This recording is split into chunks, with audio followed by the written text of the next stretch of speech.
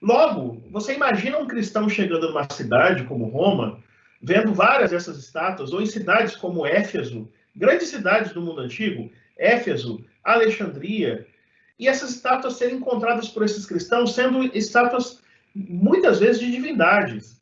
Isso não pode ser necessariamente ignorado. A gente não pode passar por cima dessas questões. A gente tem que começar a pensar que isso vai ter, por exemplo, influência na maneira como se diz da idolatria ou das estátuas que são feitas. Quando lá em Atos dos Apóstolos você tem um discurso de Paulo falando de um altar para o Deus desconhecido, e ele menciona que esse Deus é que ele quer tratar, nós sabemos a quem ele está se referindo, mas nós precisamos também pensar quem ele está negando, ou a quantidade no Areópago, que é o lugar de julgamento de Atenas, e que não serve mais para julgamento, nós temos aquele ambiente decorado, ricamente decorado com várias estátuas, e ele apontar exatamente para um altar em que não há uma estátua, de fato é uma escolha, que é uma escolha que precisa ser refletida. Porque na negação há uma afirmação. Na negação há a afirmação de que o cristianismo não aceita esse tipo de representação. Para vocês entenderem um pouco mais profundamente essa questão, nós estamos num mundo em que as representações não são apenas em estátuas. Essas representações também estão presentes em prédios públicos, em banhos públicos, em banheiros públicos. Sim, existem banheiros públicos, tá? As pessoas... Você tinha uma pedra com um buraquinho na pedra, água corrente passando, vários buraquinhos numa pedra, todo mundo sentando um lado do outro, fazendo suas necessidades, conversando com o outro, levantava a roupinha, fazia sua necessidade.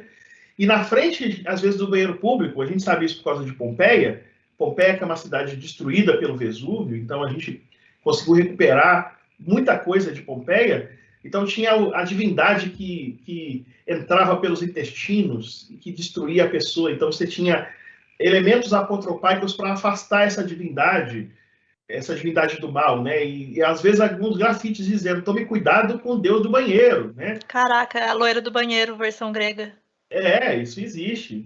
E aqui nós temos uma escavação na casa de Ion, que aconteceu entre 1980 e 2008, revelaram essas imagens que nós temos aí diante dos nossos olhos. Essas imagens, você vai falar assim: mas Brian, por que você está falando disso, né? Qual é a sua intenção de apresentar essas imagens? É porque essas imagens são anticristãs. Essas imagens todas que você está vendo são anticristãs. Elas, na verdade, formam uma sequência nos painéis dessa casa de Ion. São painéis do século IV, quando o cristianismo já estava se tornando... Do terceiro para o quarto, quando o cristianismo estava se tornando majoritário. E aí, nessa casa, que é a casa de Ion, o que ele fez foi um protesto anticristão. Para a gente localizar a escavação dessa propriedade, ela foi conduzida primeiro pela Estação de Pesquisa de Arqueologia Mediterrânea, no Cairo, da Universidade de Varsóvia, e desde 1990 pelo Centro Polonês do Mediterrâneo, da Universidade de Varsóvia também. Quem era o chefe dessa escavação em 2007 era Dazewski, depois se tornou Meiza. E quem vai analisar essas imagens é o Marek Zewski é o nome dele. Ele é da Faculdade de Arqueologia da Universidade de Varsóvia. O que ele vai mostrar é que existe um programa iconográfico nesse mosaico. É uma sala de recepção da Casa Romana de Ion. Eu esqueci de dizer, isso está no Chipre, na ilha de Chipre. Você deve se lembrar, né? Você deve cantar na igreja. Era o seu nome Barnabé, natural de Chipre, também chamado de José. Ou seja, Chipre é uma ilha que fica próxima, por exemplo, à terra de Paulo. Ou seja, é um contexto cristianizado, de forma bem remota, nas primeiras missões cristãs promovidas por Antioquia na Ásia Menor, mas que no século IV, a cristianização da população de Chipre se tornou majoritária. Mas Ion, o herói da resistência, fez esses painéis. Esses painéis, eles são painéis interessantes. Por exemplo, o primeiro painel que está aí, o número 1, é Leda com Zeus na forma de cisne.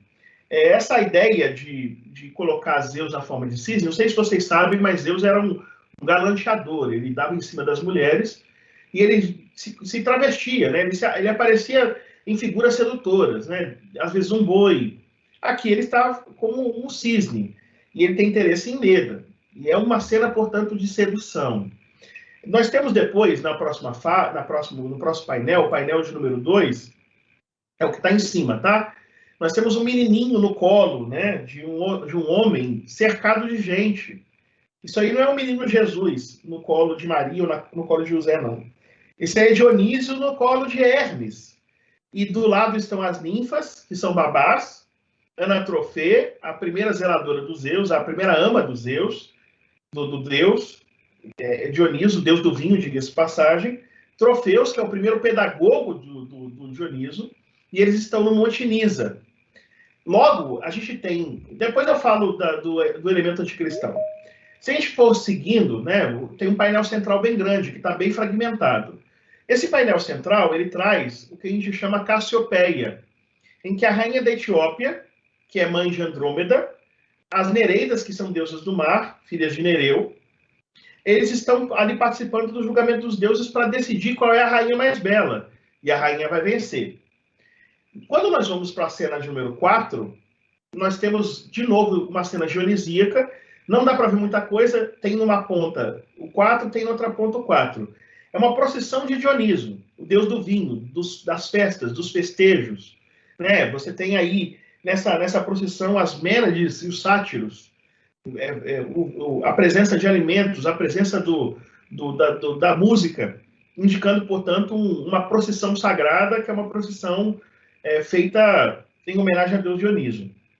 E no final, no 5, você tem o julgamento de Marcias, que perdeu o concurso de música para Apolo. Esse programa, esses painéis, como eu disse, eles estão todos interligados. O que nós temos aqui é que a gente consegue datar esse painel do século IV, em 318, porque na argamassa de um desses painéis foi encontrada uma moeda. Portanto, a gente tem a impressão da moeda, então a gente consegue datar quando esse painel foi feito. Nós temos ali, nesse painel, portanto, uma narrativa alegórica que identifica uma história que é uma história que é um confronto ao cristianismo. Primeiro, você tem a recepção de uma criança composta por corpo e alma, a ideia da transmigração da alma, no primeiro painel. Depois, você tem uma cena rival à cena do menino Jesus ladeado pelos seus pais e anjos. Aqui você tem Dioniso ladeado com seus educadores. Depois, você tem uma procissão dionisíaca indicando uma vida em conformidade com a fé pagã, não a fé cristã. Depois, quando alguém não respeita a divindade, é o painel de número 5, né, do Apolo e Marcias, o Apolo vencendo Marcias. Quando alguém não respeita os deuses, o que acontece é que essa pessoa é punida. Então está Apolo punindo Marcias, por isso que ele está segurado. Se você olhar no painel número 5, ele está com pessoas segurando em suas mãos. Ou seja, aqui tem um programa bem completo do que acontece quando alguém não faz, não participa do culto sagrado ou do culto dedicado às divindades gregas tradicionais. Só faz sentido entender essa narrativa se você pensar, como a evidência arqueológica aponta, que o cristianismo ele promoveu uma série de reformas em que os símbolos gregos e romanos foram banidos, e Ion, como tem posses e tem condição, ele resolve ser aquele que é o herói da resistência, que mantém os símbolos de forma tal que esses símbolos evoquem não só uma religião rival ao cristianismo, mas também a crítica aos cristãos, porque se os cristãos quiserem competir com Apolo, eles vão ser punidos. Se os cristãos quiserem alguém que de fato dê a possibilidade de uma vida coletiva resguardada com ama, pedagogo e cuidadores, olhe para Dioniso. E olhe como Dioniso, desde a infância até a vida adulta, proporciona prazer, divertimento e proteção. Logo, nós temos aqui uma série de mensagens. Isso vai fazer a gente entender que é produto, portanto, esse painel, de um cristianismo primitivo que rejeitou tradições greco-romanas sobre os deuses. E aqui nós temos um dono de uma casa que está reagindo a essas proibições ou rejeições cristãs, quando o cristianismo se torna majoritário. A sociedade contemporânea dos cristãos primitivos considerava aqueles que eram não cristãos como uma ameaça às convenções cristãs, e eles rejeitavam de forma peremptória a mitologia. Quando nós vamos, por exemplo, observar o Martírio de Policarpo, é uma obra, tá? O nome é Martírio de Policarpo. Policarpo foi bispo de Esmirna, nós estamos no século II, e quando ele vai para a execução, o arauto anuncia: Policarpo confessou que é cristão. A mera confissão de que alguém é cristão produz execução, nessa época, ou nesse contexto. E a multidão dos gentios e judeus gritou por sua morte, acusando de ser, abre aspas, abre citação, o destruidor de nossos deuses. Logo, existe um caráter iconoclasta de destruição dos deuses gregos e romanos por parte dos cristãos nesse período. Nós, então, vamos entender, quando nós visitamos uma literatura cristã de natureza mais de defesa da fé, o que a gente chama de apologética, nós vamos entender que, por exemplo, lá na carta apologética a Diogneto, nós não sabemos o autor, eu tenho uma tradução dessa carta, diga-se de passagem, na coleção dos pais apologistas. E aí o escritor vai elogiar o interesse do leitor. Abro citação. Você é extremamente zeloso em aprender a religião dos cristãos e está fazendo perguntas muito claras e cuidadosas a respeito deles. Quem é o Deus em quem eles acreditam e como eles o adoram? Eles não consideram deuses aqueles que são considerados assim pelos gregos, nem mantêm a superstição dos judeus. Logo, o cristianismo, desde o princípio, para se afirmar, se afirmou por meio da negação, a negação do contexto circunvizinho, o que dá a impressão de que esse contexto não existia.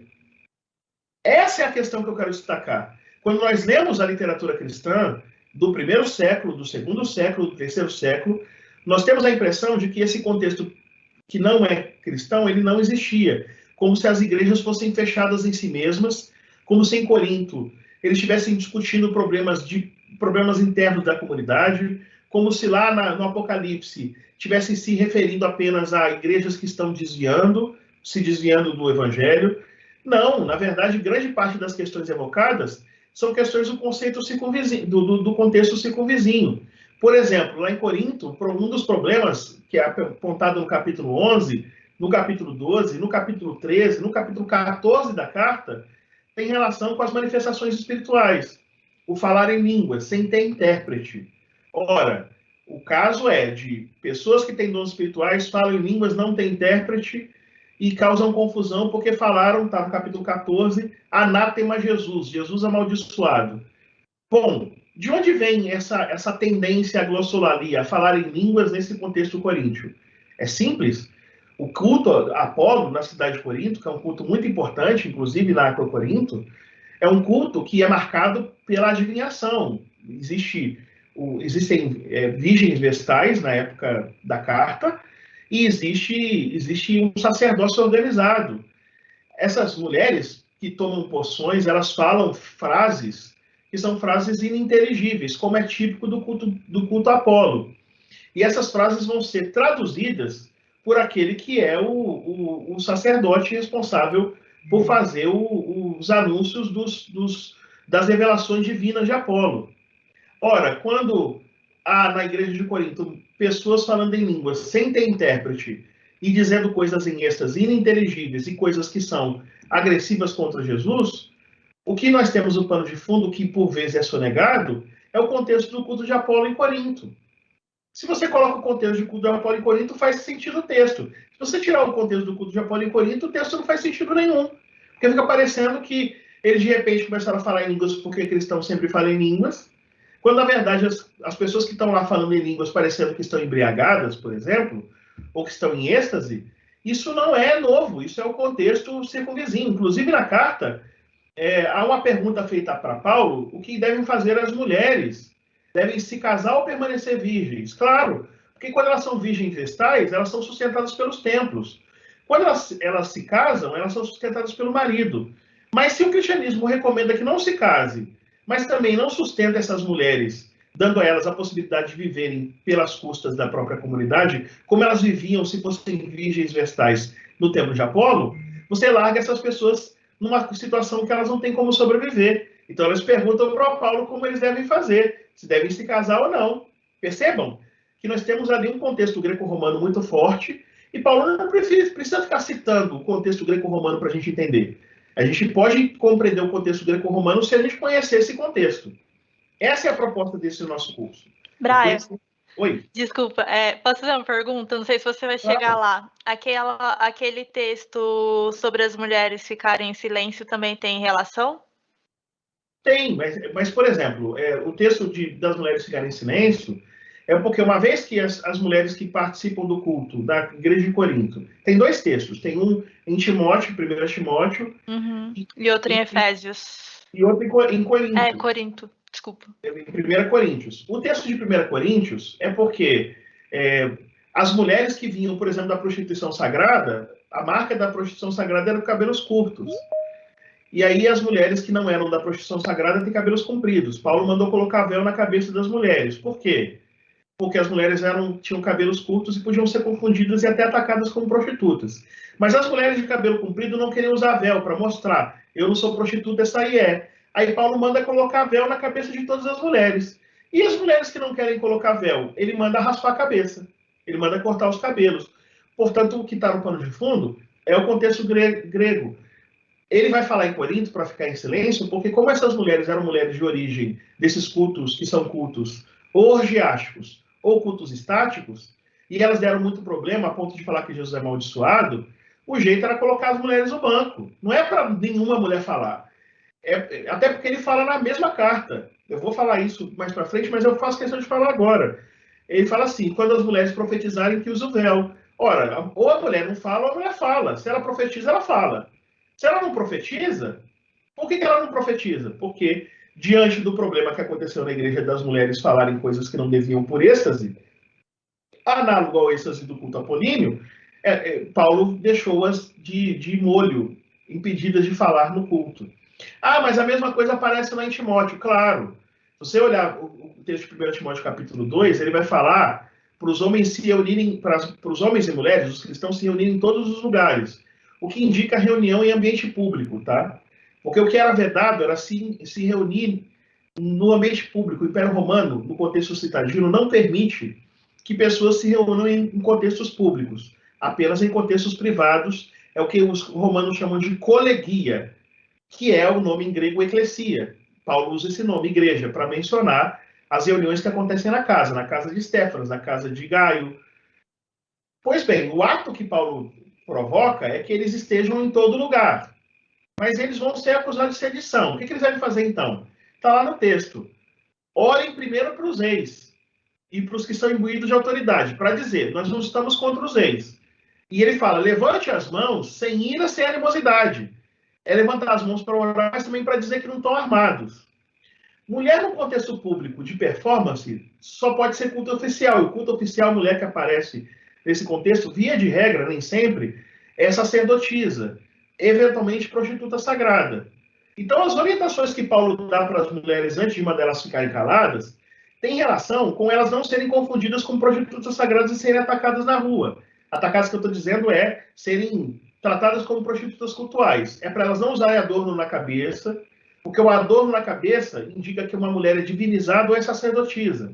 Por exemplo, quando você encontra Agripina, estátua de Agripina ligada a Nero, quando a Agripina está com o seu busto, com a sua cabeça normal, com véu às vezes, é a mulher Agripina. Mas quando ela aparece com a cabeça adornada, é a Agripina divinizada. A mesma coisa Nero.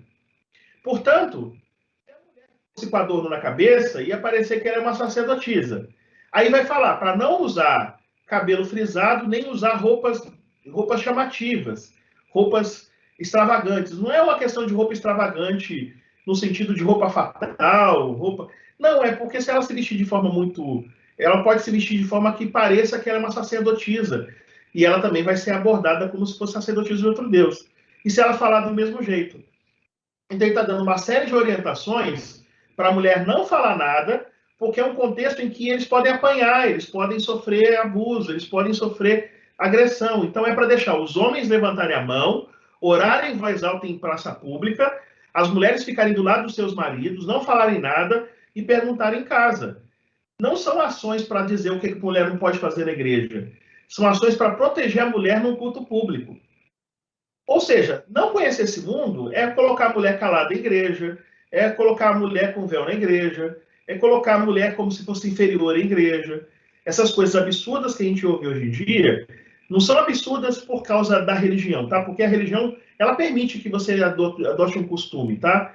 Eu não acho errado uma religião determinar, por causa da sua crença, que uma mulher sente de um lado, um homem sente de outro. A religião tem essas possibilidades de, dentro de quem participa da religião, criar regras que são próprias para o funcionamento dela. Tem igrejas que as pessoas só podem usar calça, tem igrejas que você pinta a parede de preto, ou seja, você tem costumes. O problema não é definir costumes, o problema é amaldiçoar mulheres e amaldiçoar igrejas que usam a liberdade que tem em Cristo porque leem a Bíblia de uma forma um pouco mais arejada. É dizer que a igreja vai ser amaldiçoada e vai ter lá pedofilia porque tem mulher pregando ou ensinando no EBD. Eu não estou dizendo aqui que igrejas que definem papéis para homens e mulheres estão erradas. Preste atenção, eu não estou falando isso. Eu acho que a igreja, quando você combina e tem uma leitura específica da Escritura, você pode definir a sua maneira de ler. E essas diferenças aconteceram no tempo bíblico e acontecem hoje em dia. O que eu estou dizendo é intolerância, a ponto de tratar com violência.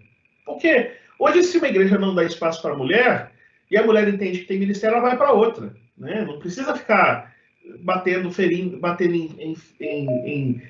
balendo em ferro frio. Ela não precisa fazer isso. O que eu estou achando que é, de fato, intransigência, é esse tipo de discurso um pouco mais radical de que a igreja é amaldiçoada porque a mulher prega. Eu acho isso um pouco fora da curva e talvez para ajudar a não fazerem isso, valeria a pena ouvir que existe um mundo circundante que explica muitas dessas orientações para mulheres e homens.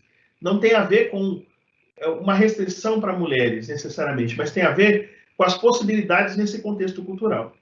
Ok? Então, vocês percebam que eu não estou aqui querendo dizer como a igreja tem que ser. O que eu estou dizendo é que analisar como esses discursos foram produzidos ajudará a gente a não ficar criando briga com coisa que não é tão importante. A gente pode melhorar a maneira de ler. E também estou dizendo aqui que essa é a minha maneira de ler, não quer dizer que seja certa, nem que seja errada, tá, gente? Ela é uma perspectiva a partir de um recorte de uma série de referências das escavações que eu acessei os relatórios, dos textos que li da Antiguidade Clássica e Tardia, das referências que encontro na história da pesquisa, mas que talvez estejam erradas. Então, a gente vai com certeza aprender um com o outro. Eu estou aqui para aprender com vocês e, obviamente, eu estou tão interessado em saber o que acontecia nesse tempo quanto vocês, e por isso que eu quero que a gente bata um papo aqui, pode interromper quando quiserem. Ok? Vamos para o próximo. Continuando, então, eu que agradeço. Continuando, então, quando a gente pensa em mito e moralidade, né, a gente tem que pensar que existe uma conexão feita pelos cristãos entre a compreensão dos deuses, feitas pelos gregos e romanos, e a imoralidade. Nós vamos perceber isso, por exemplo, em Romanos capítulo 1, em que a adoração aos outros deuses vai ser relacionado à prática de moralidade. Tá? Logo, o que nós temos que perceber? Nós temos que perceber que nós temos autores que ousaram falar com os gregos, ou se dirigir aos gregos. Do lado esquerdo, nós temos uma edição, frontispício, de uma edição de Justino Marte. Tá? É uma edição bilíngue, grego e latim, de 1636. No outro lado, nós temos uma edição de Luciano, de Samosata, né? Ou de Samósata, que são as obras completas de Luciano, e no centro nós temos um mosaico com Orfeu rodeado de animais. Né? Esse mosaico ele está no Museu Arqueológico Regional de Palermo. Aqui, por que eu coloquei uma coisa do lado da outra? Né? Justino, um mosaico com Orfeu e Luciano do lado. Eu quero falar um pouquinho com vocês sobre como os gregos e os romanos acreditavam, ou como eles viviam a religião popular na sua época, e como os cristãos falavam dessa religião popular, e até alguns autores que não são cristãos falavam dessa religião popular. É o caso de Luciano. Tá? Deixa eu falar um pouquinho dessa imagem do centro. O que nós temos aí, né, é Orfeu, e não foi escolhido por acaso, porque tem um autor cristão, alexandrino, chamado Clemente, que ele escreve uma obra chamada Protrépticos. E nessa obra ele vai falar contra o orfismo. E quando você lê a obra, ele criticando o orfismo, você não dá para ter uma ideia muito clara do que é orfismo. Então eu peguei um painel, que é um painel de Palermo, que tem o orfismo. Então você tem aí, né, se você pensar no orfismo, eu vou dizer conceitualmente, o orfismo é uma religião que fala do sofrimento da morte do deus Dioniso nas mãos dos titãs. Tá?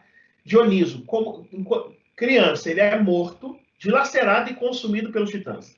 O que vai acontecer é que Zeus, por causa disso, vai atingir os titãs com um raio. E vão transformar Zeus vai transformar os titãs em cinzas. Dessas cinzas vai brotar o corpo, que em grego é soma, que é herdado dos titãs, e uma centelha divina, que é chamada de psiché, ou alma, que é herdado de Dioniso. Logo, eles estão fazendo uma antropogonia. Como surgiram os seres humanos? O seu corpo veio dos titãs, malvados, e sua alma veio de Dioniso, a sua psiché. Para alcançar salvação, a pessoa tem que fazer o quê? Passa pelos mistérios órficos. Orfeu é um desses indivíduos, ele é conhecido pela música, mas ele é um desses indivíduos iniciados. Então ele passa pelos mistérios órficos. Por serem misteriosos, você tem que ter um esforço muito grande para descobrir o que eles faziam de rituais. Mas há um ritual específico chamado telete. O que vai acontecer é que nesse ritual de purificação, eles vão reviver o sofrimento e a morte do Deus. E depois dessa morte, eles passarão a eternidade do lado de Orfeu e de outros heróis. Quem não é iniciado, que eles chamam de amietos, o não iniciado, tá? Eles vão ficar sofrendo reencarnações, encarnações, encarnações. Mas quem é iniciado vai passar a sua eternidade lá do lado de Orfeu e de outros heróis. Eles vivem uma vida ascética, uma vida de equilíbrio, de moderação no alimento. Eles vivem uma vida de harmonia com a natureza. Isso está representado aí, ele do lado de vários animais. Eles vivem uma vida que eles querem se livrar da contaminação espiritual. Você acharia, quando você visse alguém iniciado nos mistérios órficos, que era até um cristão, porque ele se purificava, ele tinha harmonia com a natureza, ele não comia qualquer coisa. A dieta deles, por exemplo, era vegetariana estrita, então eles são os pais dos veganos, tá? Eles, inclusive, não comem certos tipos de feijão. Até o feijão é proibido, dependendo de qual feijão era. Logo, esse tipo de perspectiva nos mostra, na verdade, uma religião que ela é estranha e, portanto, ela é muito apelativa, porque dá a sensação de superioridade moral, de superioridade no seu estilo de vida, e essa maneira aparentemente superior, ela é uma maneira que é ameaçadora, porque o cristão, é muito fácil o cristão começar a entender os paralelos entre o orfismo e o cristianismo. Então Clemente corre e vai falar contra o orfismo. Obviamente é porque tem cristãos interessados no orfismo. Percebem? Vocês conseguem perceber como a gente está invertendo o jeito de ler? Em vez de tentar definir o orfismo a partir de Clemente, lendo o Protréptico, nós podemos ler o orfismo e entender por que cristãos ficavam tão estimulados a se tornarem iniciados nos mistérios órficos. Nós, então, vamos perceber que não vai funcionar muito bem essa coisa da imoralidade, porque os orfeus, os órficos, os que eram iniciados nos mistérios órficos, eles eram conhecidos pela sua moral estrita. Então fica difícil convencer que os gregos e romanos, eles eram imorais, do jeito radical, como diz lá Paulo. Por isso que nós vamos encontrar, por exemplo, em Justino, aí eu volto para o autor do primeiro quadro, ele vai falar que as narrativas mitológicas foram concebidas para corromper os jovens que erroneamente acreditam ser seu dever imitar o caráter dos deuses. Clemente, ele vai repreender o que ele chama de ateísmo dos mitos gregos. Os gregos têm um monte de deuses. Aí ele chama isso de ateísmo, porque ele vai dizer que são crenças rudes, que eles são blasfemos, que eles utilizam antropomorfismos, deuses em forma humana. Bom, eu quero lembrar que o cristianismo tem Jesus como um Deus em forma humana, que eles são também acusados de ateus porque só adoram Deus. Vocês percebem como eles estão tentando emplacar uma crítica? Porque é difícil lidar com esse mundo, e esse mundo é muito atrativo para os cristãos. Claro que você tem líderes tentando impedir a sangria desatada, nem sempre com sucesso. Eu não estou dizendo que isso é bom ou ruim, eu estou tentando mostrar por que a gente estuda esse assunto. Mas nós vamos perceber o seguinte, que essas críticas que são feitas por Clemente ou por Justino, que parecem críticas aparentemente eficientes, mas parecem um pouco estranhas também. Elas, na verdade, são críticas que ecoam críticas feitas por autores gregos e romanos. Por exemplo, você vai visitar a República de Platão, e lá na República de Platão, você vai encontrar uma crítica à mitologia, que é parecida com a crítica cristã. E você vai encontrar a mesma crítica em Xenófanes, em Heráclito, críticas análogas. Logo, se a gente visitar Luciano, que é um autor que tem até um texto contra os cristãos, diga-se de passagem, portanto, é um autor que vive num contexto que tem presença cristã. Quando ele vai falar sobre os deuses, né, ele vai falar isso na obra Sobre os Sacrifícios, 10, ele vai dizer assim, abre citação. Quando eu era menino, quando li Homero e Hesíodo sobre guerras e contendas, não apenas sobre os semideuses, mas os próprios deuses, e além de seus amores e agressões e abduções e processos judiciais, e banir pais e irmãs casados, ou seja, deuses que fazem coisas absurdas, é um parênteses que eu estou fazendo aqui. Pensei que todas essas coisas estavam certas, e senti um impulso em comum em relação a elas. Mas quando atingi a maioridade, descobri que as leis contradiziam os poetas e proibiam o adultério, as brigas e o roubo. Então eu estava mergulhado em uma grande incerteza, sem saber como lidar com o meu próprio caso. Pois os deuses nunca teriam cometido adultério e brigado uns com os outros, pensei, a menos que se considerassem essas ações corretas. E os legisladores não recomendariam o caminho oposto, a menos que considerassem vantajoso. Ou seja, os deuses matam, adulteram, fazem um monte de besteira. Se eles fazem, de verdade, é porque é correto. Se eles não fazem, por que os mitos dizem que fazem? E por que as pessoas dizem, as pessoas que são magistrados, que impõem as leis, vão impor as leis para a gente se os deuses fazem o que eles estão proibindo? Visto que estava no dilema, resolvi procurar homens a quem chamam de filósofos, implorando que tratassem comigo como fariam e me mostrassem um caminho simples e sólido na vida. Então ele encontrou na filosofia a resposta para lidar com o seu dilema. Outra coisa também que eu quero destacar, né, para vocês, que é também importante, deixa eu passar para o próximo slide, é que na República de Platão você tem uma crítica também muito significativa, né? Ele vai comentar uma obra de Homero chamada Ilíada, atribuída a Homero, né? Chamada Ilíada, e lá na República de Platão, ele vai dizer dos deuses que enviam um sonho mentiroso para Agamêmnon, como que os deuses enganam, né? Homero devia ser censurado. Portanto, ele está dizendo que essa mitologia grega devia ser censurada, porque ela é imoral. Gente, foi essa a crítica, por exemplo, que o Justino pegou e utilizou para falar dos gregos e dos romanos, da mitologia. Obviamente, nós temos aqui eles lançando mão de gregos e romanos para criticar gregos e romanos. É um mundo, portanto, em que eles estão ambientados nesse mundo. Não é um mundo em que eles andam como se fossem alheios ao mesmo. Inclusive, Clemente de Alexandria vai descrever lá em Strômata 1, 8, 12, Platão como amante da verdade. Isso não era exclusivo de cristãos. Suetônio, por exemplo, fala que Calígula considerou que as obras de Homero deviam ser destruídas porque ele veio abraçar a teologia platônica, que não falava da impossibilidade de Deus mentir. Isso está em Suetônio, Caio Calígula, 34. Nós vamos então perceber que nós temos uma parte da crítica cristã baseada nas críticas dos gregos e dos romanos. Mas nós também temos uma outra variante da crítica cristã que envolve essa frase, Deus vivo e verdadeiro. Por que utiliza essa frase Deus vivo e verdadeiro? Ela está presente na Torá. Está presente em Deuteronômio 5, 26, em 1 Samuel 17, 26, no Salmo 42, 2, no Salmo 84, 2, em Isaías 37, 4, em Isaías 37, 17. Essa ideia de que Deus é o Deus vivo e verdadeiro pressupõe que há pessoas que falam de um Deus mentiroso, ou de um Deus de mentira. Ou um Deus morto e de mentira, ou um Deus mentiroso. Isso é que você tem que ter em mente quando você vai observar o Novo Testamento dizendo que o diabo é o pai da mentira.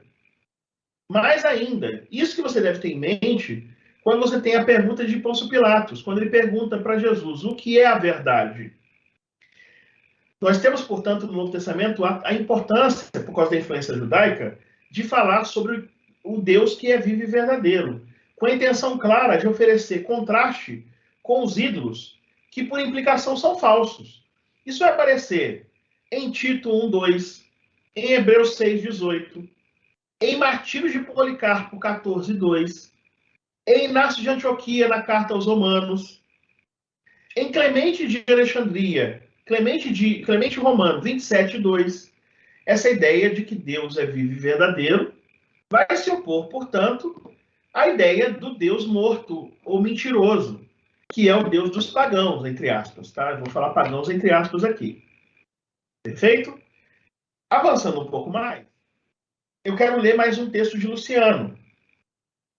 Luciano, ele vai dizer, nesse texto Zeus antes, 45, ele vai dizer algo interessante sobre essa incoerência da mitologia grega. Mas eu quero antes dizer que Paulo olhava para os antigos objetos de adoração dos Tessalonicenses, por exemplo, e falava que eles eram sem vida. Em Atos 14, 8-18, ele levanta a possibilidade de viver, por exemplo. Logo, quando ele fala dos deuses, das estátuas sem vida e fala do viver, obviamente nós estamos aqui diante de uma provocação. Se Deus é vivo e verdadeiro, ele fala que os outros deuses são mortos, ele está provocando, é um discurso polêmico, né? Em Atos 14, Paulo e Barnabé são considerados deuses em forma humana. O sacerdote de Zeus chega a querer oferecer sacrifício para Paulo e Barnabé. Paulo grita horrorizado, está em Atos 14, 11, né? Por que você está fazendo isso? Até o verso 15. Volte-se dessas coisas inúteis para o Deus vivo. Perceba, o sacerdote que quer fazer o sacrifício para Zeus, o sacrifício para eles é o sacerdote, porque eles confundem com Hermes, por exemplo, confundem com deuses. Os dois são deuses gregos que visitaram. Ele fala assim, volte-se para o Deus vivo, não fica com esses deuses de mentira. E essa ideia do Deus vivo, né, e do Deus morto, né, a gente vai ter um paralelo significativo em Luciano, mesmo Luciano que eu falei antes. Por que eu não deveria ouvir o trovão de Timócles? Mas se é Zeus que troveja ou não, você sem dúvida sabe melhor, vindo como vem de um lugar ou outro onde vivem os deuses. No entanto, as pessoas vêm aqui de Creta e nos contam uma história diferente, que um túmulo é apontado lá com uma lápide em cima dela, o que prova que Zeus não pode mais trovejar, pois ele já está morto há muito tempo. É o discurso do Deus que está morto. É um discurso judaico que está presente no cristianismo e que tem ponto de contato no discurso grego. Outra coisa que a gente quer destacar é Números 22, 5 e 6. O cristianismo primitivo também ridiculariza a religião e os deuses da cultura greco-romana. Eles vão fazer isso indicando que o evangelho precisa ser promovido e que essas vozes são vozes inaptas.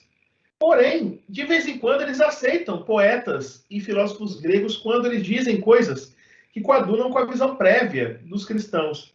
É uma lógica assim, eles são ruins, mas se eles falarem a coisa certa, eles são bons.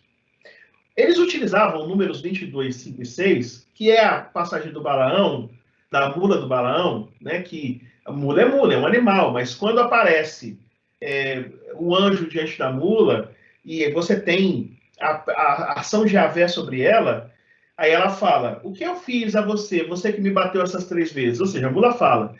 Então, dessa maneira, da mesma maneira, nós vamos ter a compreensão de que esses autores que não são cristãos, que são da tradição grega, que são da tradição romana, literária, eles são como mulas, que de vez em quando falam a coisa certa. E de vez em quando tem a capacidade dada por Deus de falar alguma coisa que é digna de ser ouvida. Logo, de maneira dramática, essa pequena parte da tradição parece pronunciar, ou talvez ilustrar, uma atitude cristã primitiva para com os poetas e filósofos greco-romanos. Na igreja primitiva, existe a crença de que as autoridades do pensamento greco-romano são como os animais mudos, sem sentido e de pouco valor, muitas vezes opostos aos que proclamavam a palavra de Deus.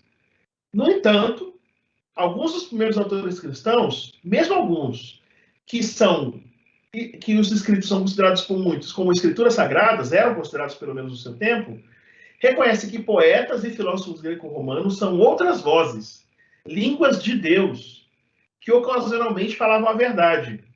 Alguns até se referiram a esse processo como um ato de inspiração divina. A gente pode dar, por exemplo, Clemente de Alexandria, na Exortação aos Gregos 6, em que ele vai dizer que autores que não são cristãos, não eram cristãos, foram movidos por Deus. Tá? Então, a gente vai conseguir ver isso, por exemplo, no Novo Testamento.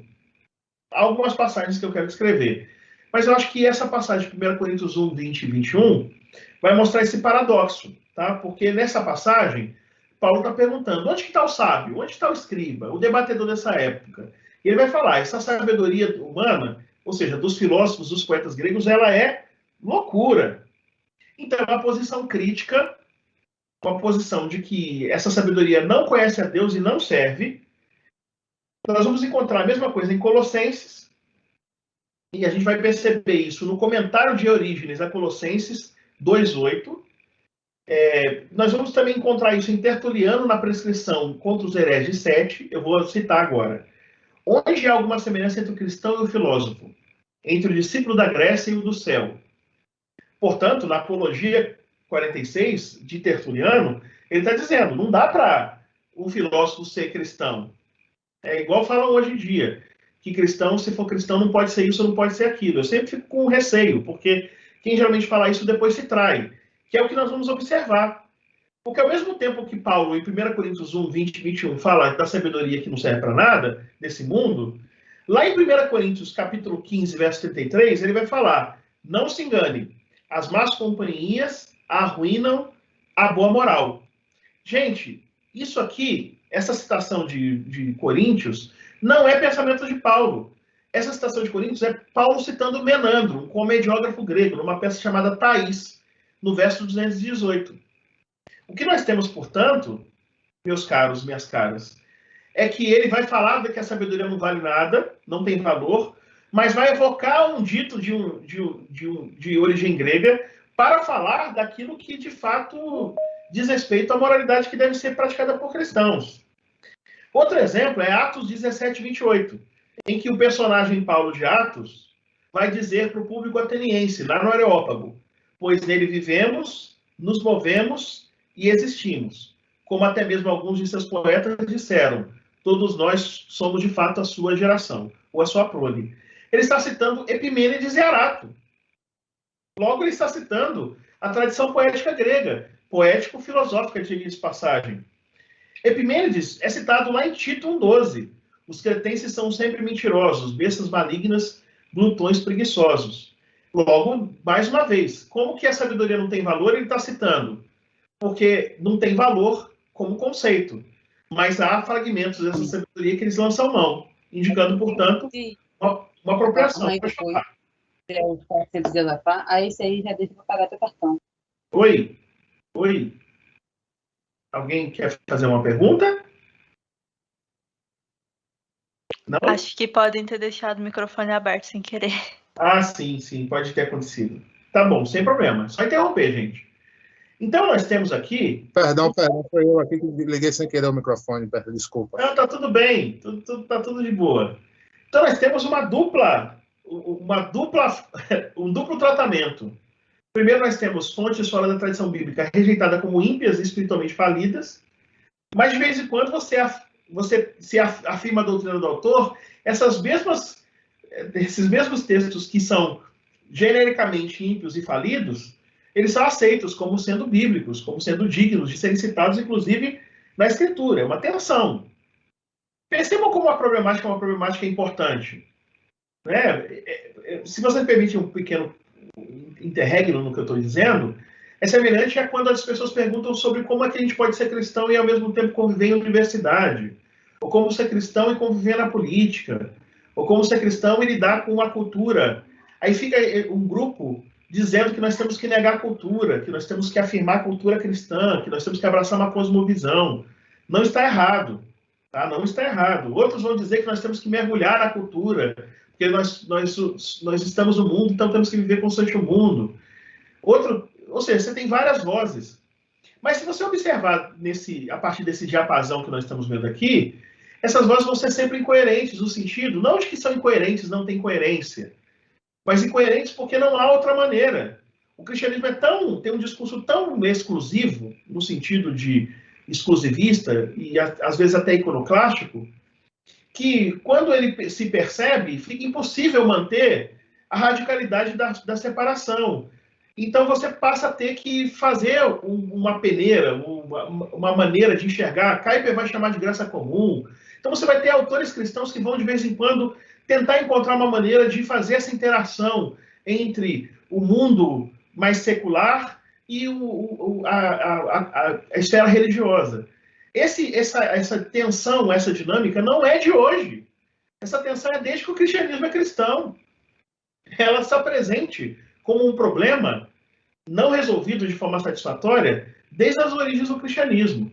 E tem gente que às vezes pensa em resolver isso eliminando tudo, eliminando todo tipo de secularização, mas você também tem Robinson, um teólogo da secularização, dizendo que tem que ou Bonhoeffer, que vai dizer que tem que secularizar mesmo, tem que secularizar tudo. Então, essas posições mostram a natureza do problema que eu estou visitando aqui em nossa conversa. Ok?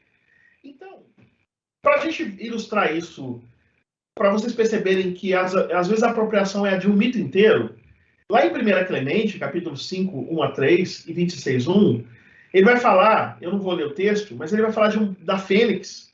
Ele vai citar o mito da Fênix, que vive 500 anos, quando vai chegando a morte, vai para uma tumba de olíbano, mirra e especiarias, entra, morre, o verme aparece, se nutre pelos fluidos do pássaro, cria asas, toma a tumba, pega os ossos, carrega para a Arábia, vai até o Egito, vai até Heliópolis. Não é qualquer lugar não, Heliópolis. Ele cita um mito inteiro.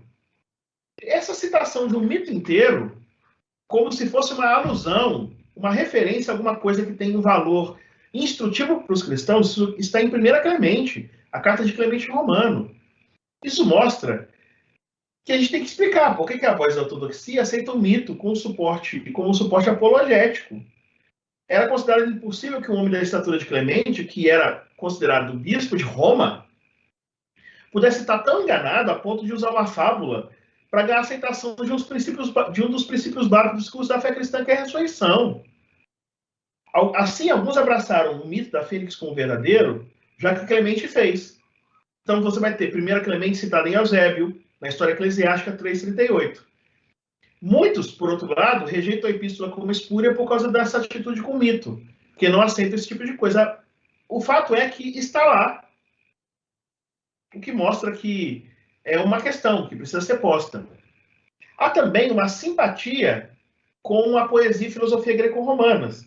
Nós vamos encontrar essa simpatia em Justino, Clemente de Alexandria, Orígenes, que são simpáticos à poesia e à filosofia. Por exemplo, Justino, ele é otimista em relação à harmonia do cristianismo e à filosofia grega. Ele vai dizer que o cristianismo é a verdadeira filosofia. Mais ainda, ele vai dizer que Platão é uma autoridade e fonte de sabedoria para ele. Que Sócrates foi um filósofo semelhante a Cristo. Ele vai citar na Apologia 46, que eu traduzi também. Está disponível para vocês adquirirem, ou então eu posso também colocar esses textos na minha tradução para vocês lerem. Somos ensinados que Cristo é o primogênito de Deus e explicamos que ele é o verbo em toda a humanidade. Aqueles que viveram pela razão eram cristãos, embora pudessem ser chamados de ateus. Entre os gregos, tais pessoas eram homens como Sócrates. Percebam, ele não faz apenas Sócrates cristão. Ele faz de Cristo um filósofo. E a admiração que ele tem, Justino, por Sócrates, se baseia em uma crença implícita nos poetas gregos. Ele, inclusive, vai protestar contra a injustiça das acusações feitas contra Sócrates. Na Apologia, na segunda Apologia 10, ele diz: o que ele fez, Sócrates, foi banir Homero e os outros poetas e instruir as pessoas a expulsar os demônios maus e aqueles que cometeram os atos narrados pelos poetas. Logo, Sócrates é um apologista, uma pessoa que está lá defendendo a fé cristã contra a mitologia grega, na visão de Justino. Só que Sócrates, ele viveu, vocês sabem, Sócrates é do século, ele morreu na virada do século V para o século IV, e ele não era cristão, né? Nem tinha cristianismo na época. Esse entusiasmo de Justino com a sabedoria mundana, entre aspas, né, ela vai se estender, por exemplo, no diálogo com o judeu Trifão, que eu traduzi, vai ser lançado agora. Um ancião vai mostrar a superioridade do evangelho e vai mostrar desdém pela filosofia. Ora, ele fala bem da filosofia num texto, mas no texto ele está falando que a filosofia é muito menor e não tem tanto valor assim. Então, mostrando as escrituras hebraicas, esse ancião que encontra com o Justino vai falar sobre a revelação dada por Deus, pelo Espírito, e vai indicar que os próprios filósofos, por exemplo, Platão, de vez em quando leram os textos hebraicos, as escrituras hebraicas, as escrituras do judaísmo. Está na Apologia 44, Apologia 59 e Apologia 20. Logo, o que nós temos aqui é de fato, uma simpatia com a filosofia e poesia greco-romanas, mas que vai encontrar uma oposição em Jerônimo, que é uma oposição paradoxal. Jerônimo, na carta 22, no parágrafo 29, ele vai dizer assim: que acordo existe entre Cristo e Belial? O que Horácio tem a ver com Saltério? Ou Virgílio com os Evangelhos? Ou Cícero com Paulo? Horácio, poeta romano, Virgílio, poeta romano, Cícero, orador romano. Ele está falando, o que tem a ver Cristo com Belial? Belial é Horácio, Belial é Virgílio, Belial é Cícero. E Cristo é Paulo, Cristo é o Saltério, e Cristo são os Evangelhos. Então parece que, de fato, ele vai agora romper com a filosofia, com a literatura, com a poesia. Nananina, não. Ele, inclusive, vai até fazer um compromisso, né? Ele vai, na carta 22 ainda, 30, ele vai dizer que foi arrebatado, abro citação, arrebatado no espírito e levado perante um tribunal de Deus, e embora se declarasse cristão, ele foi repreendido, e aí abre citação de novo. Você está mentindo, porque ele declarou cristão, aí veio uma voz dizendo, você está mentindo porque você é um ciceroniano, não um cristão. E aí Jerônimo, diante disso, ele vai dizer o seguinte: ó Senhor, se algum dia eu possuir ou ler livros mundanos, eu te negarei. Logo, o compromisso dele é de desprezar essa literatura. Só que na extensão dos seus textos, ele vai citar Virgílio e Horácio direto. Aí você vai perguntar assim, mas como assim ele vai falar que não vai usar e cita? Vou dar um exemplo, carta 72. É natural, ele vai mostrar uma familiaridade com a sabedoria do mundo. É natural, abre citação, é natural que, admirando a beleza de sua forma e o esplendor de sua eloquência, eu deseje fazer com que a sabedoria secular, minha serva cativa, seja uma matrona do verdadeiro Israel. Ou seja, ele está dizendo, eu vou manter cativa a sabedoria do mundo. E aí ele está citando a sabedoria do mundo. Cartas 1.10, cartas 1.15, cartas 2, cartas 3.3, cartas 7.4, cartas 10.2, Virgílio e Horácio direto, mesmo com desprezo. Então, ao mesmo tempo que ele nega, ele afirma. Logo, para ser consistente, o pensamento greco-romano, ele aparentemente tinha que ser ou aceito plenamente ou rejeitado plenamente. Isso no discurso radical. Mas na prática, você tem cristãos citando Homero, Eurípides, Platão, às vezes em oposição com a escritura, mas às vezes para trazer uma lição, uma máxima que é uma lição positiva. É isso que nós vamos tratar no nosso curso. Essa questão aparentemente insolúvel. Mas ela pode ser solucionada. Para fazer isso, a gente tem que entender como que o cristianismo nasce num mundo que tem literatura grega, que tem literatura romana, que tem literatura judaica, que tem influência egípcia, que tem influência assíria, eles chamavam de assíria na época, mas é mesopotâmica. Por que isso? Bom, por causa da helenização. Nós temos esse mapa, o mundo que era controlado pelos gregos /macedônios. E vocês podem perceber nesse mapa que a terra de Jesus também é parte desse controle. Logo, a gente tem que entender que o cristianismo primitivo, que tem raízes judaicas e palestinenses, por ter raízes judaicas e palestinenses, ele tem raízes helenísticas, porque tanto o território palestinense quanto a própria tradição judaica foi influenciar, ambos foram influenciados pelas fontes helenísticas. E para a gente explicar isso, a gente tem que voltar a Alexandre o Grande, que talvez seja a figura mais importante do mundo do helenismo. A gente chama de helenismo, entre aspas, a cultura grega que veio a permear o Império de Alexandre e teve um efeito contínuo no mundo romano, nos primeiros séculos da chamada Era Comum. Quando Alexandre morre, uma morte prematura, ele já tinha conquistado territórios que iam até a região da Báctria, até as margens do rio Indo. E ele mantém esse território por meio de um processo de enculturação, de estabelecimento de estruturas, de trocas, intercâmbios culturais que vão, de alguma maneira, fazer com que essas regiões se tornem, de alguma maneira, helenizadas. Eles também vão absorver elementos que são elementos das culturas locais. Logo, o que era um empreendimento que podia levar à fragmentação política e cultural de um reino, se tornou, na verdade, uma unidade contínua ao mundo helenístico por causa da possibilidade de ter uma língua comum, o grego comum, em grego koiné, em grego comum é koiné. Também a ideia de que esse grego indo, se espalhando pelas áreas da conquista de Alexandre, nós tivéssemos também a circulação do imaginário, das imagens e representações em língua grega, desde a mitologia até aquilo que diz respeito à gestão cotidiana, da vida cotidiana nas cidades.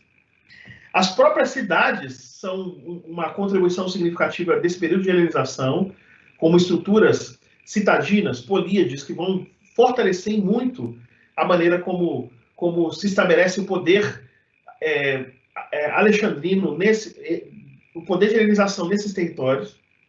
O que nós temos, então, é um mundo que mudou por causa da derrota persa, da vitória de Alexandre o Grande depois do governo dos Diádocos, aqueles que fizeram esses reinos que vocês estão vendo aí, o reino Seleucida, o reino Ptolomaico, e assim por diante. A Liga Caia, ou a Liga da Caia. Então, nós vamos perceber que isso vai se traduzir num conjunto de imagens e representações. Eu tenho duas cenas aí que vocês têm diante dos olhos que são cenas importantes para a gente falar disso. Para a gente perceber como a helenização permeia a religião também. De um lado, nós temos um grupo de 4 homens que vão se preparar para o sacrifício. O sacrifício é de um touro. Esse touro está adornado com elegância. Ele tem ele tem na cabeça o que a gente chama de pelta, um escudo em forma de meia-lua, tá? Você tem alguém tocando flauta, indicando que é uma cerimônia festiva. O último indivíduo que tem uma toga, que é observador, está olhando para o sacrifício que está sendo feito. Isso tudo é um relevo que hoje está lá no Museu do Louvre, em Paris, mas que esse relevo, né, que está lá no catálogo de arte romana do Louvre, é um relevo interessante, porque ele é um relevo arquitetônico cuja indicação é de sacrifício público. Dá para perceber, as colunas que estão atrás, né, indica que eles estão no ambiente público, não no ambiente privado. Claro que isso pressupõe um banquete comunal ritual posterior a esse sacrifício, porque essa carne vai ser jogada fora, né? E essa carne é valiosa para os moradores de cidade, porque além de fortalecer os laços comunitários por meio da refeição comum, da comensalidade, do compartilhamento do pão, da refeição, a partir desse boizão que dá para muita gente comer, também talvez a experiência de ter carne na mesa seja essa. Não há muitas outras chances de ter carne na mesa. Logo, o sacrifício desse animal é um sacrifício que envolve a vida comunitária não apenas no campo da religião, mas no campo das relações humanas, no campo da vida coletiva, do cimento da vida coletiva, e também da possibilidade de alimentação, de nutrir-se. Então, percebam como é difícil para o cristão, nessa época, abdicar de sacrifícios públicos. Como é difícil ele sonegar essa atividade financiada de forma pública pelos romanos, por exemplo. Né? Você tem um templo atrás, né, que é um templo de Corinto. E um edifício, esse templo de Corinto está à direita.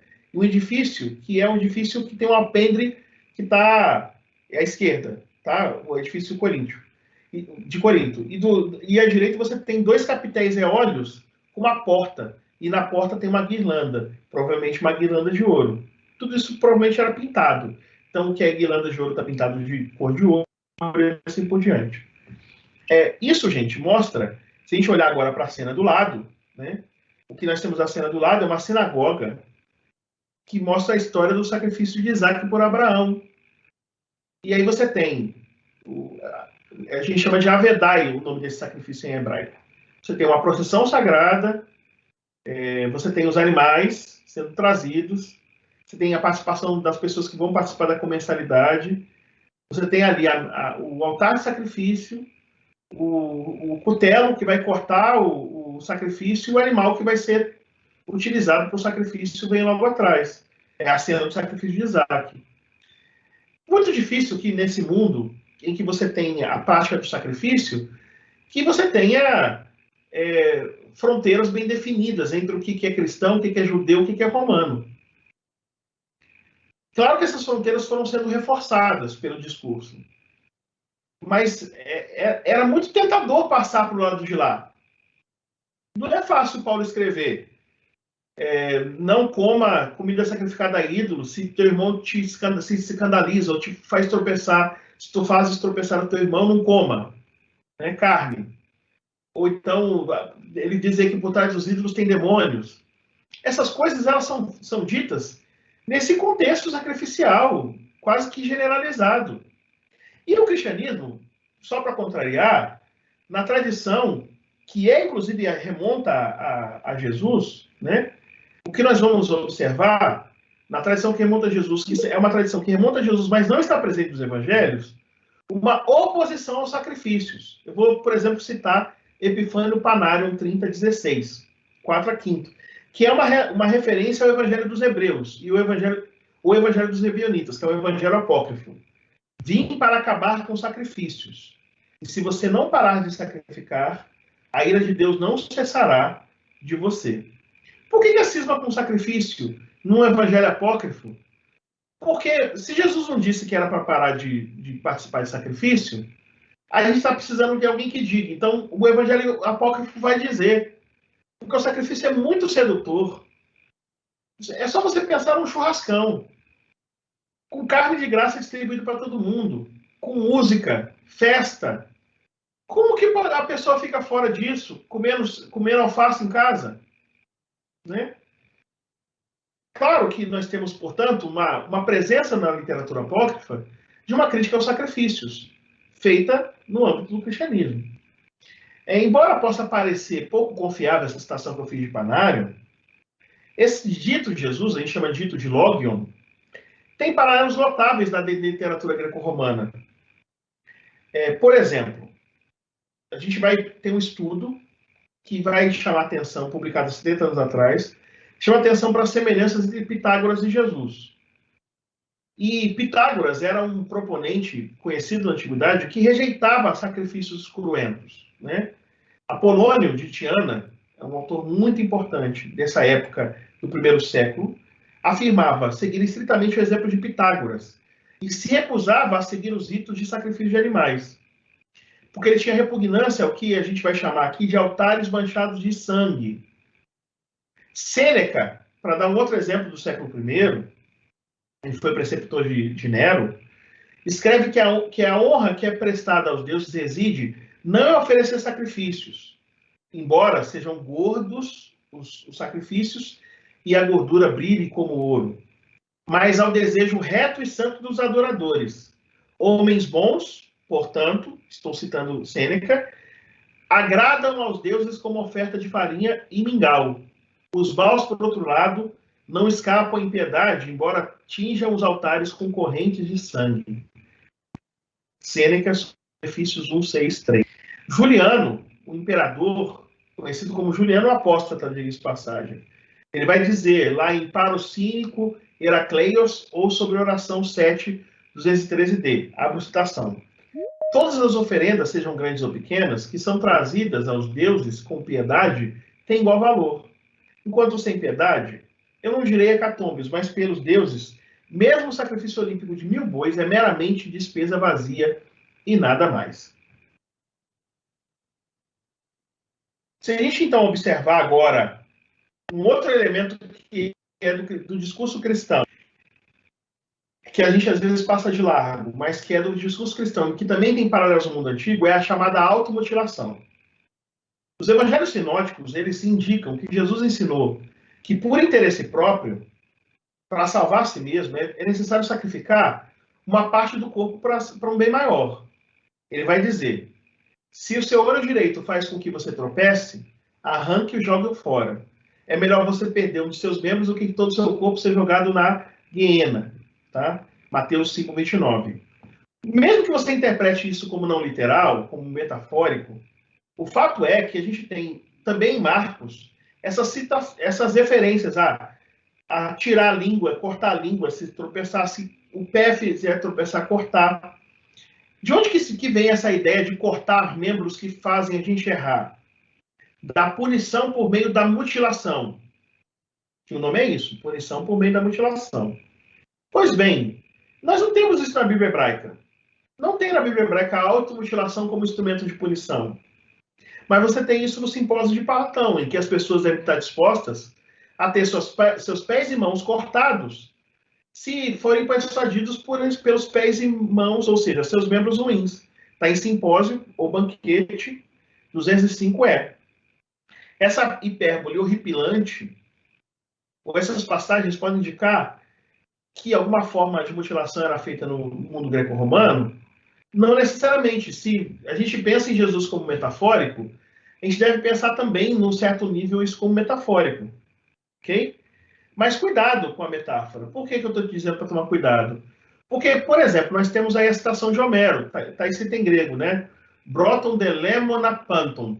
Ou seja, o homem, a vida, ou o ser humano, a pessoa que a todos corta ou mutila. Tá?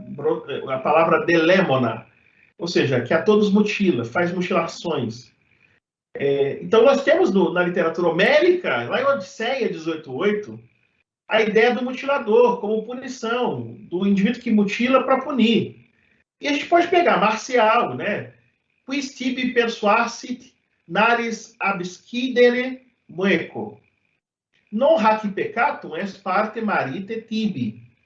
Estulte quid egisti, nihil hic tibi perdidit uxor, cum site salva, tui mentula deifobi.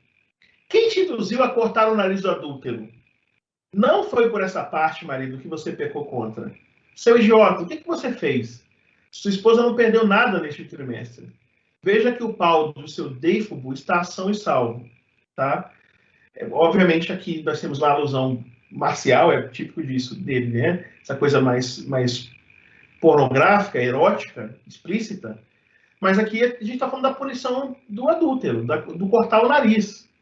E o Justiniano II, imperador do Império Bizantino, se a gente for ver o solidel de ouro dele, o sólido de ouro, ele aparece como rhinotimetos, o que tem o nariz cortado.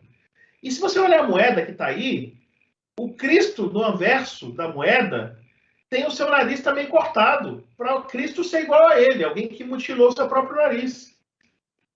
Na Basílica de São Marco, em Carmanhola, a gente tem a chamada cabeça de Carmanhola, que provavelmente é Veneza, tá? 6º, 8º século depois de Cristo, que parece representar também o Justiniano II Hitnotimetos. E nós temos aqui um manuscrito iluminado medieval que mostra o camarada arrancando o olho do outro.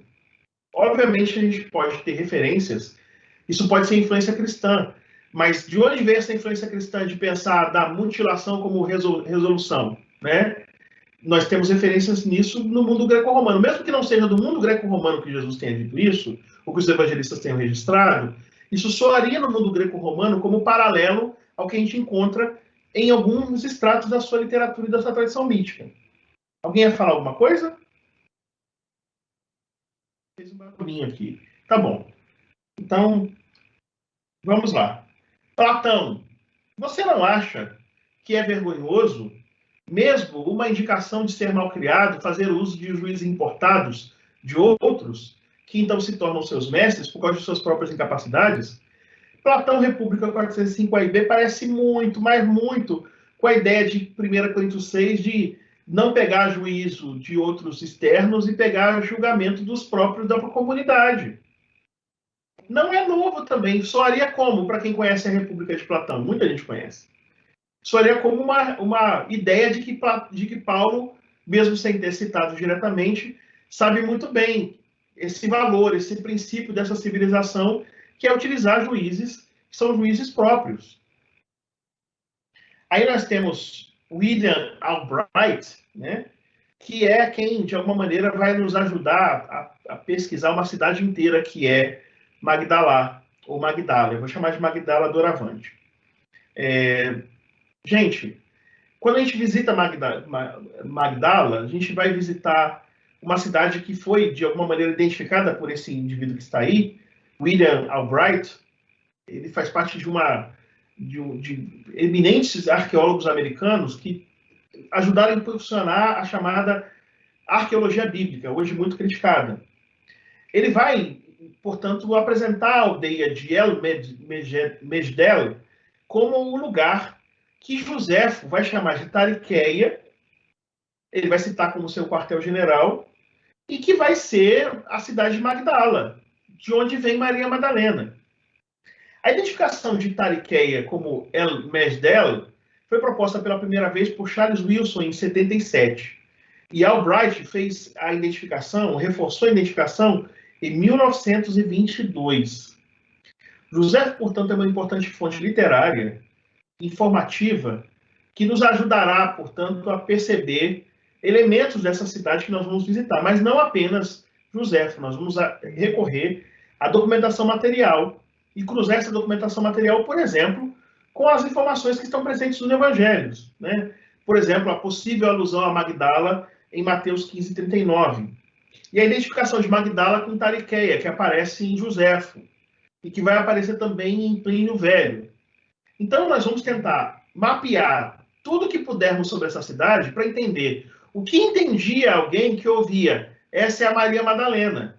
Quando fala, esse aí é o Brian paulista, o Brian de São Paulo, tem um conjunto de coisas que não precisam ser ditas e explicadas, mas que são parte das imagens e representações que a gente pensa quando fala a palavra São Paulo. De igual modo, gente, quando a gente fala Magdala nessa época, vai evocar uma série de compreensões e vai despertar o imaginário. Precisamos recuperar esse imaginário. É a tarefa que eu quero levar a cabo com vocês. Obviamente, eu tenho um tempo limitado e eu não tenho muita pressa, e eu vou já para 1h e alguma coisa e 40 de fala, e eu prometi que a gente ia 2 horas, então eu não vou ficar cansando vocês. Mas o que eu quero fazer, então, a partir de agora, é fazer uma pausa aqui, para a gente, na semana que vem, começar a tocar nesse assunto. Vai dar para falar disso, falar de Paulo tranquilamente. E a gente fazer um bate-papo, se vocês quiserem, claro, não precisa se sentir obrigados, mas responder as perguntas de vocês, eventuais, ou as colocações de vocês, para a gente poder, ao falar da Madalena, nós não vamos fazer a discussão se ela era ou não era prostituta. Para com isso. Isso não é fundamental. Nós queremos saber o que eles pensavam quando pensavam: Madalena, o que ela está fazendo ali? O que ela está fazendo lá nesse contexto de Cafarnaum? Os discípulos são pescadores. O que significa Tariqueia? Tariqueia fazia o que como atividade econômica? Qual é a relação de Tariqueia com Cafarnaum? Qual é a relação de Tariqueia com Tiberíades? Nós temos que responder várias perguntas para entender o que o nome Magdala evoca. E vocês vão se surpreender ao perceber que nós temos um lugar bastante helenizado, uma aldeia que podia ser considerada uma vila com muitos elementos romanos, mas ao mesmo tempo elementos tradicionais judeus ou judaicos. O que nos coloca num mundo que é um mundo no meio do caminho. E a gente vai visitar esse mundo com detalhes. Tá bom? Era isso, gente. Alguém tem alguma pergunta, alguma dúvida, alguma crítica, algum posicionamento para fazer? Estou aqui à disposição de vocês. Obrigada, Brian. E aí, galera, vocês estavam quietinhos? Alguém quer comentar alguma coisa? Levantar alguma dúvida? Posso? Eu não sei se meu áudio está funcionando, porque não estava, não. Tá bugado aqui, meu computador. Agora tá. Boa noite para todo mundo. Brian, obrigada pela sua partilha. Obrigada demais. Brian, você estava falando sobre alguns pontos, né? Quando eles citam a questão do Deus verdadeiro, quando começam a inserir essas questões. E aí você tocou numa coisa que eu achei muito interessante, que pressupõe-se que os outros não são. E aí eu queria que você falasse mais sobre isso, e aí eu não sei se eu estou sendo anacrônica, de como que foi recebido nessa época essa verdade absoluta, né? É porque eu estava lendo essa semana algumas coisas do Tim Keller, ele falando que o evangelho não é um conselho, que o evangelho é uma boa notícia. E boa notícia pressupõe más notícias. E aí eu estou tentando fazer relação com o que você falou, e aí para mim, você tocou muito nessa questão, né? Quando você põe um verdadeiro, implica que outros não são, e como é que foi isso, assim, para a época? Eu queria que você falasse mais sobre isso. Ou que sempre teve essa absolutização desde o início, de que tinha uma verdade? Não sei. Olha, pensa num mundo em que o número de cristãos é minoria, que eles não são considerados pelos judeus monoteístas porque eles adoram a Jesus como Deus, e aí os judeus entendem que eles são esquisitos, então pronto, não tem lugar no judaísmo. E que todo lugar que eles vão encontrar estátuas, nas casas que eles vão encontrar lares, divindades adoradas na casa, que quando eles chegam nas praças das grandes cidades, eles têm estátuas como aquela que eu mostrei no começo. Qual é o jeito de se defender de um mundo desse? O jeito de se defender do mundo desse, se você falar que esses deuses não existem, o Deus que existe é Jesus que morreu na cruz para salvar vocês, isso não vai soar como boa nova. Porque para eles é uma péssima notícia. Para eles, para quem está ouvindo isso, é uma péssima notícia imaginar que todo o universo conceitual que eles aprenderam desde crianças, que esse universo conceitual é todo falso. Então, para sobreviver como ente, para sobreviver como grupo, eles tinham que reforçar o discurso, eles tinham que encontrar paralelos no discurso. E onde que eles encontraram os paralelos no discurso? Se eles fizessem um discurso por si mesmos, talvez não tivesse força, porque faltaria ponto de contato. Então, eles encontraram no discurso dos judeus sobre o Deus vivo e verdadeiro, e nos próprios não cristãos do mundo greco-romano, que faziam críticas aos seus deuses, dizendo que esses deuses não eram. Nisso, eles conseguiam fazer alusão a personagens, a pessoas importantes como Platão, Luciano, ou quem quer que seja. Luciano não muito, porque Luciano falou muito mal dos cristãos, ele perseguiu os cristãos bastante, o Luciano. Mas eles conseguiam encontrar essas referências, e conseguiam, nessas referências, encontrar um ponto de contato que os ajudava a fazer o prosseguimento do seu trabalho de apresentar a sua mensagem. Ok? Logo, a fala sobre o Deus vivo e verdadeiro, que aparece nos textos, por exemplo, paulinos, ela é uma frase polêmica, no sentido de que ela está tentando dizer para os cristãos, fiquem firmes, porque esses deuses aí que estão apresentando são de mentira. Ninguém falaria isso se não fosse um risco eles migrarem do culto cristão para os atrativos enormes.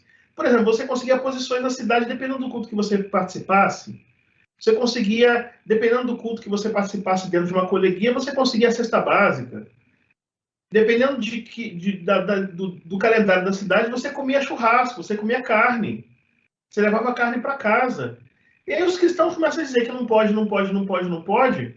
Tem que reforçar isso. E como que você reforça isso? Vocês mesmos sabem que esses deuses são imorais. Pronto, você encontrou um argumento forte.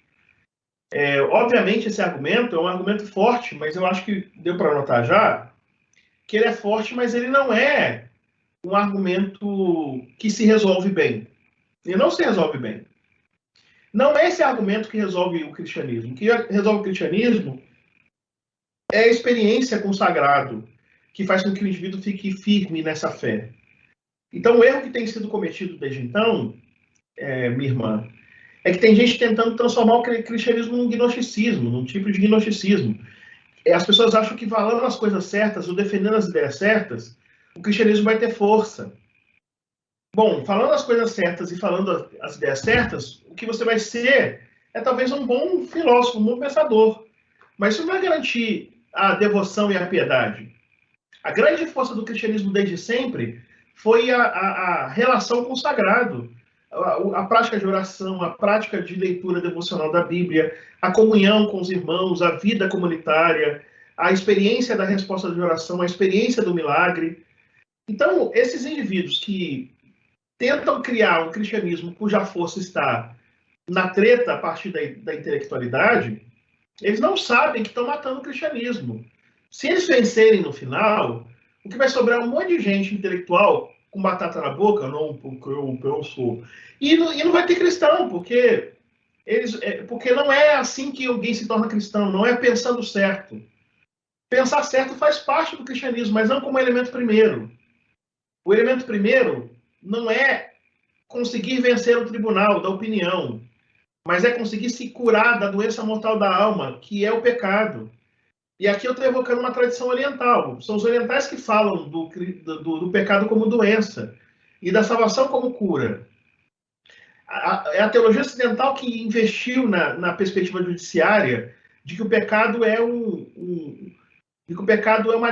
dívida judicial e você tem que passar por um processo em que você vai ser absolvido se você sofrer a substituição. Eu não estou dizendo que isso é errado, eu estou dizendo que dentro desse escopo é natural que alguns pensem que a opinião faz parte do depoimento, ou seja, como testemunha num ambiente de tribunal, eu vou ser julgado pelo tribunal da opinião. Então você perceba que os intolerantes, eles vão sempre tentar dizer que alguma coisa que a gente disse está errado. Pode perceber.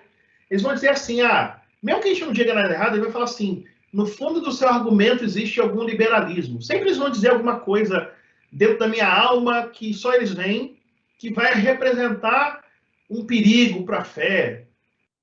Cara, isso funciona muito bem no gnosticismo, entendeu? Que você tem que saber a doutrina sagrada e guardar aquele mistério que só ouve os iniciados para você poder ser salvo. Então não é acidental que hoje, para ser salvo, não basta receber Jesus como seu salvador para esses. Você também tem que ter a opinião política correta, porque tem gente dizendo que cristão não pode ser de direita ou cristão não pode ser de esquerda. Então, além de Cristo, tem também a sua posição política como elemento que determina a sua salvação. Isso é absurdo no último grau. Por que é absurdo no último grau? Porque isso coloca um componente exótico, estranho, que substitui essa caminhada, essa experiência com Cristo, essa vida devocional, essa vida... e parece convincente, porque geralmente quem adota determinadas visões políticas muito radicais perde vida de oração, perde vida de leitura da palavra, até parece convincente por causa disso. Mas quando se diz que o indivíduo que for isso não pode ser, você criou um dogma que... onde está na Bíblia isso? Onde que você encontra que posição política é impedimento para a minha salvação? Vira, na verdade, algo parecido com o cristianismo, mas que não é cristão. Porque você tem que aprender tudo que eles falam para poder ser alguém que vai entrar no céu. Então, se você não repetir eleição, se você não repetir a posição política deles, ou se você não repetir a algeriza que eles têm para grupos específicos, ou para ideias específicas, você vai ser, de alguma maneira, subjugado. E provavelmente você vai ser julgado no pior juízo que pode ser, que é que você está perdido. Então, perceba como eu estou falando aqui, você falou de Boa Nova, eu estou falando aqui de um imbróglio que vai ajudar a lançar luzes no imbróglio de hoje. Se você pensar bem essas resoluções, vai ajudar a gente a parar de ter medo de ir para a universidade, pensando que na universidade... Por exemplo, a estratégia cristã de muitos cristãos hoje é eliminar da universidade, não é dialogar, é eliminar da universidade tudo que eles não concordam. Então, eles querem eliminar os livros marxistas, eles querem eliminar a escola crítica de Frankfurt, querem eliminar... E como não conseguem eliminar, eles querem eliminar a universidade. Aí fala que humanas é um lugar podre, mas não era mais fácil, em vez de eliminar os outros, usando do poder? E vai dar errado, porque deu errado no constantinismo. Na época de Constantino tentaram fazer isso. Vamos eliminar aqueles que ainda pensam como os filósofos pensavam. Pô, eles fizeram isso durante 1000 anos e não conseguiram. O Renascimento prova isso. Não conseguiram. No ambiente popular, nunca conseguiram. Então, a gente vai investir no cristianismo pré-medieval, iconoclasta, e que tem e que é impermeável à cultura, ou a gente vai tentar encontrar inteligentemente aquelas coisas que nós podemos ouvir e dialogar e aquelas coisas que nós podemos discordar, mas discordar fazendo o caminho de fidelidade intelectual, que é aprendendo o que o outro tem para dizer. Essa é a boa nova. A boa nova na dimensão da vida intelectual é a possibilidade de ouvir qualquer coisa e poder dizer: eu não tenho medo de ouvir o que você está dizendo, porque eu tenho fé, e essa fé é dom de Deus. Essa é a boa nova. E essa boa nova está sendo anulada por gente dizendo: vamos eliminar todos os pensamentos divergentes que a gente considera como satânicos, porque a gente tem que entender que isso vai causar risco. Então, como não conseguiram eliminar isso da universidade, querem agora matar a universidade. Então, nosso papel é tentar dizer: a universidade também é lugar para cristão dialogar, refletir, pensar, dar sua contribuição e melhorar como pessoa. E por que a pessoa não consegue ter maturidade para fazer isso? Não é porque a universidade é perigosa, é porque a igreja orienta mal quem vai para a universidade. Porque a igreja acha que tem que tratar todo mundo como criança. A igreja que eu estou dizendo é: algumas comunidades de fé, não todas, acham que tem que tratar como criança. Aí trata com aquelas coisas fechadas, como se o mundo fosse todo aquele elemento fechado naquele pacote. E quando a pessoa fura a bolha e vai para a universidade, ela ouve aquele monte de coisa que não ouviu na igreja. Então, é fácil. Levemos para a igreja as discussões, que são discussões para os jovens que vão entrar na universidade, antes de entrar na universidade, para que eles não sejam vacinados contra essas ideias, mas que eles aprendam a conversar sem precisar dizer, no final das contas, que você é um amaldiçoado porque você pensa errado. É como tem muita gente que termina a discussão: você é herege, ou você é liberal. Essa é a boa nova. Nós podemos trazer conhecimento para a igreja e a igreja ser um celeiro para que as pessoas estejam preparadas para enfrentar o ensino superior. Então tem que começar na igreja. A igreja tem que começar a discutir arqueologia, discutir a questão do negro, a questão do indígena, a questão da política, a questão da direita, a questão da esquerda. Mas não discutir assim: tudo é o demônio, tudo é ruim, cuidado. Não, porque quando faz isso, você não está apresentando o que o outro pensa, isso não é leal. Aí quando o aluno chega lá na universidade e descobre que é mentira, o que ele faz? Ele se sente enganado. Porque a gente apresentou. Por exemplo, tem gente que fala assim, chega na igreja e fala assim: vamos hoje ter uma pauta acadêmica. Vamos falar sobre o marxismo cultural. Aí começa a falar do marxismo cultural.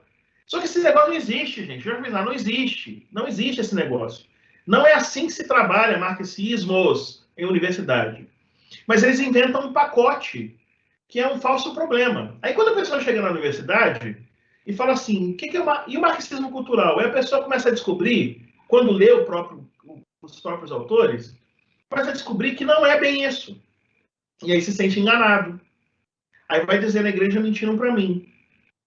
Então tem que ter um pouco mais de qualidade no debate. Qual é a qualidade no debate? Em vez de ficar falando de rótulos, que é uma mania do evangelicalismo brasileiro, é dar rótulo. Liberal, marxismo cultural, tal. Para de dar rótulo e começa a ler o que as pessoas dizem e dialogar com isso, até criticamente. Aí o indivíduo vai estar preparado para ir para o ambiente universitário sem precisar entrar em crise, porque ele já está acostumado a lidar com ideias que, ora, ele acredita e amanhã ele percebe que era bobagem. Porque a maior parte das coisas da universidade, gente, você acha que é o máximo, daqui a pouco você percebe que é só mais um. Isso envolve maturidade. É isso. Essa é a boa nova. A boa nova é: se Deus nos salvou por fé, podemos falar de qualquer coisa. Podemos falar de qualquer coisa, sem medo, né? Sem receio. Você falou sobre a boa nova, e, nossa, muito bacana te ouvir. Mas a questão, só para ficar claro aqui para mim, da verdade absoluta da época. Então, eu posso considerar que foi da mesma forma que recebe essa notícia hoje, aconteceu na época? Desculpa, eu não fui objetiva na minha pergunta, e aí... Eu posso te responder, eu posso te falar sobre a verdade. A percepção que a gente tem de verdade hoje, ela é mediada pela modernidade. Ou seja, quando você tem o cartesianismo, René Descartes, e uma compreensão lógica, e depois uma compreensão empírica do que é verdade, criou-se uma outra maneira de enxergar a realidade de verdade. Maneira essa que não comunica muito a nossa alma e que não tem muito a ver com os nossos instintos ou a nossa maneira de viver mais primitiva. Por exemplo, a verdade jurídica, você leu, o cara quer matar alguém, você lê o Código Penal, a Constituição Brasileira, o Código de Processo Penal, o cara vai continuar matando a pessoa, porque ninguém vai mudar a intenção de matar lendo o Código Penal. Agora, se eu contar uma história de alguém que no final se deu mal, se eu contar a história do Crime e Castigo, de Dostoiévski, é mais fácil o indivíduo entender e decidir não matar, por ver o que vai acontecer com o Raskolnikov, do que ele aprender lendo o Código Penal. O que eu estou querendo dizer? Quando a gente está falando de verdade, a maior parte das vezes as pessoas estão falando da verdade cartesiana. Entende? Dessa verdade que é mediada por a identificação do que eu experimento pelos sentidos e do que de fato é. Não é uma crença em Deus e nem na verdade. É uma crença nos sentidos, é uma crença no empirismo, é uma crença nas percepções. Só que se você vai para um homem antigo, eles têm a ideia de verdade, mas a verdade para eles não é isso. E é muito melhor do que a gente, como eles pensavam a verdade. Verdade para eles é aletheia. Deixa eu explicar o que é aletheia. Não é aletheia, é aletheia. A palavra lethe é esquecimento. O A é o alfa privativo, que indica não. Então, aletheia é não esquecer. Verdade, portanto, para aqueles indivíduos é a capacidade de lembrar. Falar a verdade sobre Jesus ressuscitado é se lembrar de que ele saiu do túmulo e de que ele esteve conosco na casa. Falar a verdade sobre a ceia é se lembrar na ceia que ele falou para fazer em memória dele, de que ele se reuniu para comer com seus discípulos e ensinou para os seus discípulos que ele morreria, mas isso seria em benefício deles. Falar a verdade sobre a Boa Nova é dizer da nossa experiência do Deus que nos restaura, nos resgata, que manda Jesus, o Deus feito homem, e que isso tem efeito eterno sobre todos os que se aproximarem dele. Percebe que verdade não é o contrário de mentira. Verdade é o contrário de esquecimento. Isso quer dizer o seguinte, que quem quer falar das verdades de Deus, mas se esquece de perdoar, não é verdadeiro. Quem quer falar das verdades de Deus, mas se esquece de amar, não é verdadeiro. Quem quer falar das verdades de Deus, mas se esquece do culto e da devoção, não é verdadeiro. Porque para essas pessoas que usam a intelectualidade racional, cartesiana e moderna, para se afirmar no panorama intelectual, ele pode não ir na igreja, ele pode ser uma péssima pessoa, ele pode xingar os outros, desde que ele tenha a opinião certa sobre um assunto teológico. Só que isso não é o que está pautado lá no Novo Testamento. O que está pautado no Novo Testamento passa por isso também. Eu não estou dizendo que você tem que falar coisa errada e pronto, está tudo bem. Eu estou tentando dizer que a própria verdade sobre uma coisa passa necessariamente pela memória. Lembra que Paulo, para falar dos Gálatas, que estavam distorcendo o Evangelho, ele não começa dizendo para os Gálatas sobre as doutrinas que eles estavam errando. Ele começa contando para os Gálatas a história dele. Ele se lembra que encontrou com Jesus no caminho. Ele se lembra que foi para Jerusalém. Ele se lembra que foi apoiado pelos apóstolos. Ele se lembra que resistiu Pedro face a face. O que ele está dizendo? Ele está dizendo o seguinte: vocês estão com o discurso dos judeus, teológico dos judeus, cristãos, que querem fazer vocês se circuncidarem, e estão esquecendo da memória do que eu vivi e vi, e como eu criei para vocês. Você está percebendo que o pastoreio, portanto, não é a capacidade de falar coisas certas no púlpito, passa por isso também. Mas o pastoreio é a capacidade de criar uma história com a vida das pessoas, na vida das pessoas, que se traduz depois em discurso. O casamento cristão é a capacidade de ter histórias de amor construídas com afeto e misericórdia, aceitação e superação, que se traduz em aliança, que se traduz em em compromisso, que se traduz em certidão. Eu não estou dizendo que não tem que ter a certidão, tem que ter a certidão, tem que ter aliança. Eu não estou dizendo que não tem que ter púlpito, tem que ter púlpito, tem que ter doutrina. Mas se faltar o elemento que antecede isso, que é a verdade, essas outras coisas elas vão cair no espaço que eu estou vendo. O que eu estou vendo? Gente intelectualmente incapaz, que nem percebe que é um promotor de ideias cartesianas, tentando pautar o debate cristão em todo canto e demonizando pessoas que não concordam com eles. Mas eles têm que fazer isso com uma fala rebuscada, porque eles têm que assumir o lugar do poder. Então eles falam com a boca cheia, usa o chapeuzinho, pega lá documentos, cria metáforas estrambólicas, extraordinárias, tudo para gerar um efeito. Isso é vazio. Eu não estou dizendo que não tem valor. Mas se ficar nisso, é vazio, não é verdade.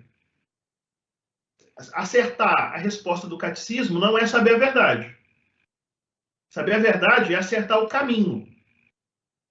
E para saber o caminho, você tem que ter memória. Para seguir a cruz, você tem que saber por onde Jesus passou.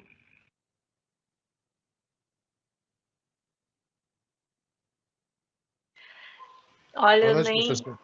Ah, desculpa, eu ia te puxar, Luiz, pode falar.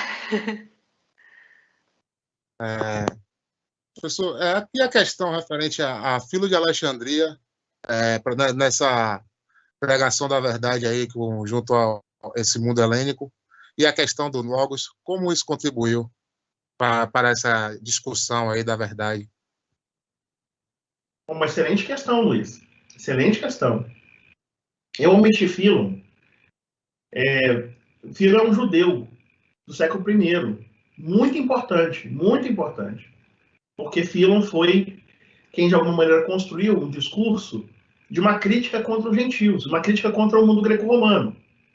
Grande parte das coisas que você enxerga presente na tradição cristã é uma subscrição da crítica filoniana.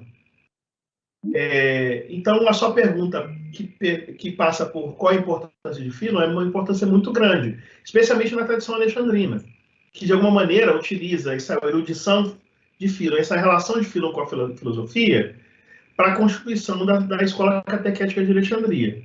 De alguma maneira, isso é um caminho que já foi percorrido pelo judaísmo de Alexandria por meio de Filo. Outra coisa também que eu quero destacar é que a produção de Filo, que dialoga bastante com a filosofia platônica, e que vai ser, de alguma maneira, precursor indireto da tradição da escola de Alexandria, que tem lá Clemente, Orígenes, Panteno, Clemente, Orígenes, assim por diante, essa tradição vai ser a tradição que vai vencer nos debates do século IV e século V, nos debates doutrinários, do que é heresia e do que não é heresia. Cirilo de Alexandria, que vai, de alguma maneira, fazer a acusação contra os antioquenos e vai, de certa forma, vencer, isso, de alguma maneira, se encerra um capítulo no Concílio de Calcedônia, em 451. Essa tradição alexandrina era muito bem construída, tematicamente, filosoficamente, por causa da tradição da cidade. Essa tradição passa necessariamente pela visão das escrituras hebraicas, pela leitura alegórica dessas escrituras por meio de Filo. Então, também é importante hermeneuticamente, como uma chave para ler o Novo Testamento, para ler o Antigo Testamento, como uma chave para enxergar no Antigo Testamento coisas que facilitam a leitura de quem não compreende aquele mundo. Inclusive, quando você lê Agostinho é grato pelas perspectivas alegóricas que ajudaram ele a se converter. A leitura alegórica que é tão criticada hoje em dia, mas foi ela que ajudou a elucidar textos difíceis que Agostinho não conseguia solucionar. E se a gente está falando de hermenêutica, de interpretação, a gente está passando necessariamente por Filo, porque foi ele quem, de forma mais duradoura e produtiva, se dedicou a analisar o Antigo Testamento de forma alegórica. Então, você vê Orígenes escrevendo um comentário ao Gênesis, De Principiis é o nome do comentário, isso tem relação com a tradição de comentarista de Gênesis do próprio Filo de Alexandria, que vai fazer o mesmo, tá? Então, a gente está falando aqui, então, meu irmão, de alguém que não pode ser negligenciado. Obviamente, eu não citei ele de forma precípua, é um limite do meu texto, uma falha do meu texto, talvez sem querer explicar e justificar, mas é só para, talvez, ajude a elucidar por quê, porque ele é judeu, né? Então, sendo judeu, eu fugiria um pouquinho do assunto, mas ajudaria se eu colocasse no texto o Philon, porque ajudaria a explicar por que Clemente faz isso em Stromata, no Protréptico, porque Orígenes faz isso lá no De Principiis, ou seja, ajudaria a explicar por que Agostinho está usando análise alegórica, porque passa necessariamente por Philon. Então, é uma coisa que eu vou adicionar na próxima versão dessa minha apresentação. Obrigado, Luiz. Valeu, professor. Não, eu só agradecer ao professor. Obrigado, professor, pela boa resposta. Deu uma boa esclarecida aí dessa questão de Alexandria. Abriu minha mente. Obrigado, Luiz.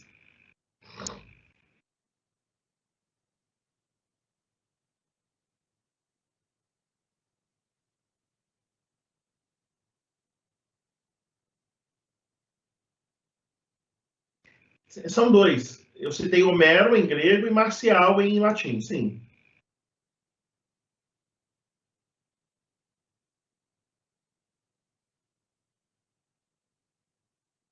Isso. É Marcial, sim. É Marcial, sim. Alguém mais tem alguma dúvida? Dou-lhe uma, dou-lhe duas. O Davi está comentando aqui no chat que tem um... Você quer falar, Davi? Posso falar, mas eu escrevi tudo aí já. Só, primeiro, boa noite a todo mundo aí, boa noite, Brian. Boa noite, Davi. Obrigado pelo compartilhar aí. Não, só citei que tem um livretinho, ele é do tamanho de uma mão, bem pequenininho, um teólogo chamado Enio Miller. Ele é doutor na Escola Superior de Teologia lá em São Leopoldo, área de teologia. Ele tem um livretinho que é editado e publicado pela Faculdade Teológica Batista de São Paulo, junto com a EST. E no primeiro capítulo ele fala sobre verdade, ele vai muito por esse caminho do Brian. Ele não fala tanto sobre memória, que o Brian falou, mas várias questões aí eles têm em comum aí. E é um livretinho bem pequeno, bem simples, bem curto, e é bem significativo ali na época do seminário e até hoje. Esse livro está aqui, eu uso muito e vai muito nessa linha, falando sobre a verdade como uma postura de vida, como forma de vida e enquanto existência, não como oposto à mentira. E ele inclusive cita que a única alguma coisa que tem na Bíblia não é ortodoxia e nem mesmo ortopraxia, mas é ortopodia, que está lá em Gálatas capítulo 2, verso 14, que Brian citou também, que é a questão do andar corretamente de acordo com o evangelho. Então, verdade é um caminho que se pertence. Então, é uma questão de existência, não é uma questão de num primeiro momento, de cognição, de afirmação, de construção doutrinária, mas é pertencimento a um caminho, que é o caminho de Cristo, que é o próprio Cristo. Então, é só isso que eu comentei aí, porque é uma boa referência que fala disso.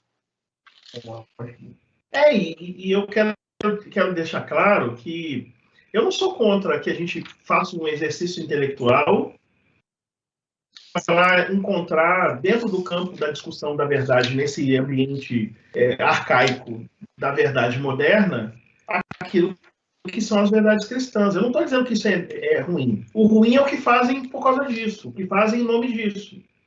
O que fazem em nome disso é colocar na margem herética da vida um monte de gente, né, que tem uma conduta que passa muito próximo de Cristo, mas que tem apenas pensamentos e reflexões, que são pensamentos e reflexões que não coadunam, não concordam com aquilo que essas pessoas construíram como seus postulados. Isso, para mim, é de uma arrogância sem fim, porque é como se você assumisse o lugar de juiz das consciências e ficasse determinando quem vai e quem não vai, quem é e quem não é, por meio da sua régua que não é colocada sob suspeita, entende? Aí quando alguém coloca sob suspeita essa régua, quem coloca sob suspeita essa régua? A ontologia heideggeriana, a escola crítica de Frankfurt, o pós-estruturalismo.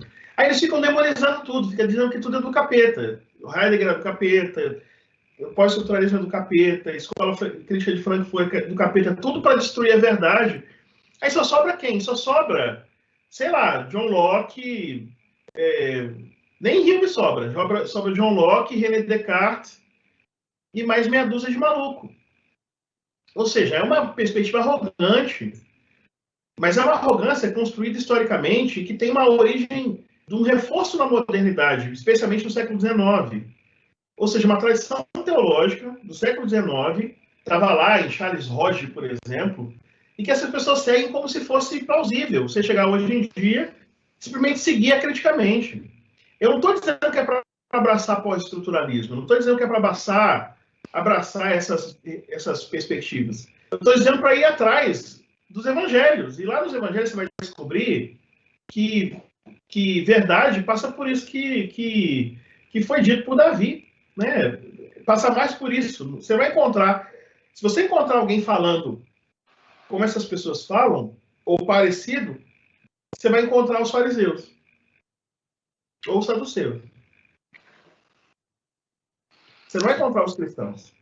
Né? É uma pena. Eu não sei se tem uma pergunta, eu também tenho uma pergunta. Pode falar. Tá.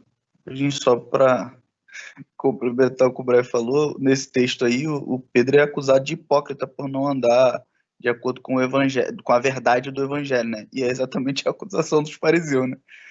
Então, mas enfim. Eu ia te perguntar sobre o Sermão do Monte, e porque você vê algumas inserções assim no Sermão do Monte, por exemplo, Mateus capítulo 6, quando ele começa a falar, ele primeiro fala contra os mestres da lei, depois começa a falar contra os fariseus. E aí ele fala sobre a esmola, a oração e o jejum. E aí tem um bloco ali, que é o bloco do Pai Nosso, que é Mateus capítulo 6, verso 7, até o verso 15, ele fala, não comparando com os fariseus, que é o que ele estava pronto para fazer, mas com os pagãos. Em comparação, a oração dos discípulos em comparação com os pagãos. E aí fica meio estranho assim na continuidade, porque ele está falando num jeito polêmico, né, contra um grupo, e do nada ele insere outro. E aí você citou na aula a questão da mutilação e tudo mais. Você acha que existem elementos, e quais são eles, esses elementos de maior diálogo, não só com a cultura judaica, mas também com a cultura greco-romana presente no Sermão do Monte, seja só em alguns blocos específicos, seja por inserção posterior ou não, enfim, mas você entende que no Sermão do Monte, em Mateus, né, existe essa ele não está só fazendo polêmica com os grupos judaicos, ele tá problematizando também, além do óbvio que eu citei, né, a questão dos grupos pagãos, com o mundo greco-romano. É um mundo greco-romano, mas é um mundo greco-romano que não é greco-romano no sentido amplo. A gente tem que conseguir... O esforço que a gente tem que fazer é pegar essas generalidades que está na pesquisa. Você vai ver nos textos que comentam, você vai ver no Bultmann, você vai ver no Kista, você vai ver no Liedman. Você pega essas generalidades e tenta encaixar em contextos de enunciação mais privados, mais específicos, e vai funcionar bem. Então, deixa eu pegar essa perícope que você acabou de citar para eu mostrar como isso funciona, tá? Como que funciona? Funciona assim.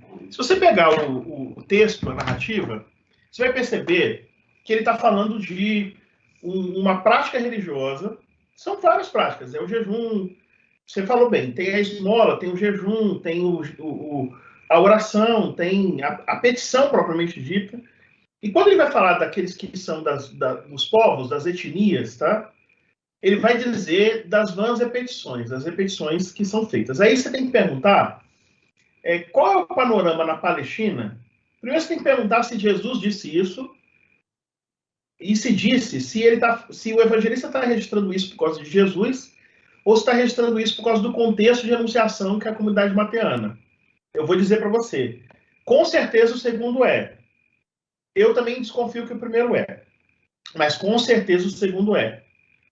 Aí você tem que localizar a comunidade mateana. A comunidade mateana faz questão de mencionar cidades não citadas em outros lugares, Corazim, Betsaida, e também faz questão de falar dessa saída, desse êxodo dos membros da comunidade para o ambiente externo, largando casa, largando família, largando tudo. Logo, a gente está falando aqui, em minha opinião, de uma memória de um período da comunidade palestinense. Tá? Repetindo, uma memória de um período da comunidade na Palestina, na Galiléia em particular. Também o fato dele citar cidades que são citadas como aldeias em Marcos, mas são citadas como polis, como cidades, no Evangelho de Mateus, representa um crescimento populacional nesses sítios urbanos. Onde que está esse contexto de crescimento populacional? Pós-guerra dos judeus, você tem uma migração majoritária, massiva do sul para o norte, tornando o que eram vilas em cidades mais amplas. Logo, ao que me parece, Mateus representa esse mundo pós-70, pós-guerra dos judeus, urbano, que tem oposição cidade-campo. Lembremos de Mateus 19:59, salvo engano, que vai falar sobre abrir mão de casas, campos, casas. Você tem oposição cidade-campo, você tem campos sendo citado em oposição. É bom conferir se é Mateus 19:59, porque eu estou citando de memória. Aí, o que a gente tem aqui, portanto, é uma fase da Galileia posterior à Guerra dos Judeus, com um contexto mais urbanizado, com mais riqueza, cidades um pouco mais ampliadas e mais ricas. Isso explica por que eles têm que abrir mão dos seus negócios, e explica por que o rico de Marcos vai virar jovem rico, e explica por que bem-aventurados não são os pobres, mas são os pobres em espírito. Porque em Lucas é pobre mesmo, mas em Mateus é pobre no espírito, porque no bolso eles tinham grana. Eles têm que largar porque eles têm grana suficiente, né? Então a gente está falando de uma Galileia mais desenvolvida economicamente, com cidades que cresceram. Isso tudo está ecoando no Evangelho. Isso não é uma falsificação. Isso é um eco. Porque se falasse da história como se fosse arcaica, tipo, eu contasse a história de Feira de Santana, como se onde eu moro aqui fosse um pasto de uma fazenda, ia ser difícil de entender. Teve que adaptar a linguagem para os seus leitores ou para os seus ouvintes do seu tempo. Então, a gente tem que perguntar sobre o panorama religioso nesse contexto. Que sítios ajudam a perceber esse panorama religioso? Olha como a resposta é uma resposta que eu vou dar ela mais plena na aula que vem. Mas como que eu levanto esse panorama religioso? Eu tenho que visitar cidades e perceber como que é a vida religiosa dessas cidades. Que cidades? Séforis, Tiberíades, Magdala, Iosefat. Eu tenho que visitar esses sítios, que são sítios Gâmila, que são sítios da Galileia, cidades da Galileia, e perceber presença de cultura greco-romana, presença de cultura judaica. Por exemplo, você encontra moedas nas escavações. Há moedas que são denários, há moedas que são moedas romanas, moedas gregas. Mas há lugares que você encontra moedas que são moedas tírias ou moedas seleucidas. Ora, as moedas romanas têm efígie, as moedas romanas têm imagem. A única imagem que se comporta nas moedas que são feitas pelos seleucidas, ou que depois, seleucidas não, pelos asmoneus, ou que são feitas para o comércio no templo, são moedas que têm no máximo a imagem de uma planta. Logo, são moedas que não ferem o princípio de não ter imagem. Aí, quando você vai procurar em que lugar as moedas foram achadas, em ambiente de sinagoga, você tem moedas achadas que são moedas sem imagem. Em cidades mais helenizadas, você acha moedas romanas, você acha moedas gregas. Então, você começa a perceber que você tem uma configuração, dependendo da cidade, que ou é mais judaica, aí você vai achar as mikvaot, as piscinas de lavagem, as sinagogas, moedas que são mais moedas tírias, moedas sem margem. Às vezes você tem cidades mistas, que você vai encontrar banho, cara. Banho é o lugar onde o pessoal tira a roupa e peladão vai tomar banho. Banho, um desenho lá de golfinho e barquinho. Você encontra cidades com banhos. Casas que têm painéis com deuses. E ao mesmo tempo você às vezes tem do lado sinagoga. A sinagoga que eu vou mostrar aqui tem uma menorá. Então, essa ideia de que são judeus estritos, seguindo a religião, indo só para Jerusalém, essas ideias que você ouviu e que eu também ouvi, essas ideias estão por fora, você tem que analisar caso a caso. Logo, se estão por fora na configuração citadina, na configuração religiosa também estão por fora. Então a pergunta é outra. A pergunta é: existe religião da maneira grega nos territórios da Galileia, Alta e Baixa Galileia? A resposta é: existe. Altar de sacrifício, lugar para culto, lugar para peregrinação, lugar para festa religiosa. Tem. E eles vão observar como é a prática, porque a gente tem os espaços. Aí, como que é a prática nesses espaços? O que eles fazem nesses espaços? Pois bem, quando você vai para um culto, você tem que mapear que cultos são esses e quais são os hinos entoados nesse culto, quais são as fórmulas sagradas ditas nesse culto. Aí já é mais difícil, porque você tem que achar evidências documentais que representem esses cultos. É fácil fazer isso? Não. Mas o próprio documento de Mateus é uma evidência que eles costumavam repetir fórmulas sagradas. É o que Jesus chama de vãs repetições. Então, são fórmulas sagradas para o culto, que é o culto não judaico. Ok? São fórmulas sagradas. E essas fórmulas sagradas, elas precisam ser mapeadas. Tem como mapear? Tem. Aí você vai perguntar como, Brian? Pegando a região mais ampla da Síria e tentando identificar como era a liturgia nesses ambientes, a liturgia dos cultos, e descobrir cultos paralelos aos cultos que você encontra na Palestina. Então você tem lá Dioniso, muito forte na Palestina. Dioniso. Na Galileia, de Jesus. Dioniso. Na Galileia de Mateus. Dioniso. E aí você, às vezes, tem mescla. Você tem, às vezes, o desenho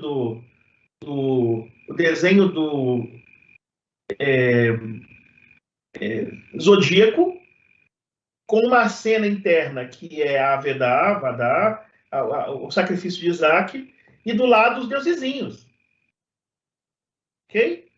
Então você tem que mapear esses cultos, saber quais são os hinos entoados, saber como são as liturgias, pegando uma região mais ampla e tentando, por inferência e analogia, entender que isso é um fenômeno compartilhado nesses espaços. Dá para fazer isso? Dá para fazer isso. Tem documentação para fazer isso? Tem alguma documentação. Eu fiz isso? Não fiz. Mas eu estou dizendo qual é o caminho para fazer. Amplia a região, mapeia os deuses e cultos em cada cidade, dos sítios principais, e aí você identifica como aqueles cultos são realizados por meio de documentos cruzados, e aí você identifica onde você tem repetição de frases na forma de petição. Eu desconfio que é culto de cura. Por que eu desconfio que é culto de cura? A população da Palestina é uma população doente, ela é subnutrida, trabalha demasiadamente, tem pouco nível nutricional, eles têm ossos arqueados porque trabalham desde crianças, tem homens que morrem muito cedo por causa do trabalho duro e da vida dura. Então, Jesus aparecer curando nessa região é como alguém que vai resolver o problema deles, ok? O ministério de Jesus como taumaturgo é evidência de alguém que está atendendo uma demanda popular, uma demanda, uma necessidade local. E Jesus dizendo que os sãos não precisam de médicos, mas sim os doentes, é uma denúncia contra o fato de só terem acesso aos médicos os ricos da Palestina. Quando ele fala os sãos não precisam de médico, ele está denunciando. Só quem tem médico são os sãos. Então, é natural que nós encontremos cultos que sejam cultos de cura. Quais são as evidências disso? Por exemplo, lá no tanque que aparece em João capítulo 5, em que tem um homem que é curado à beira do tanque. Esse tanque foi escavado. E lá tinha o culto ao deus Asclépio, que é o deus da saúde. Na verdade, é um filho de Apolo que cura.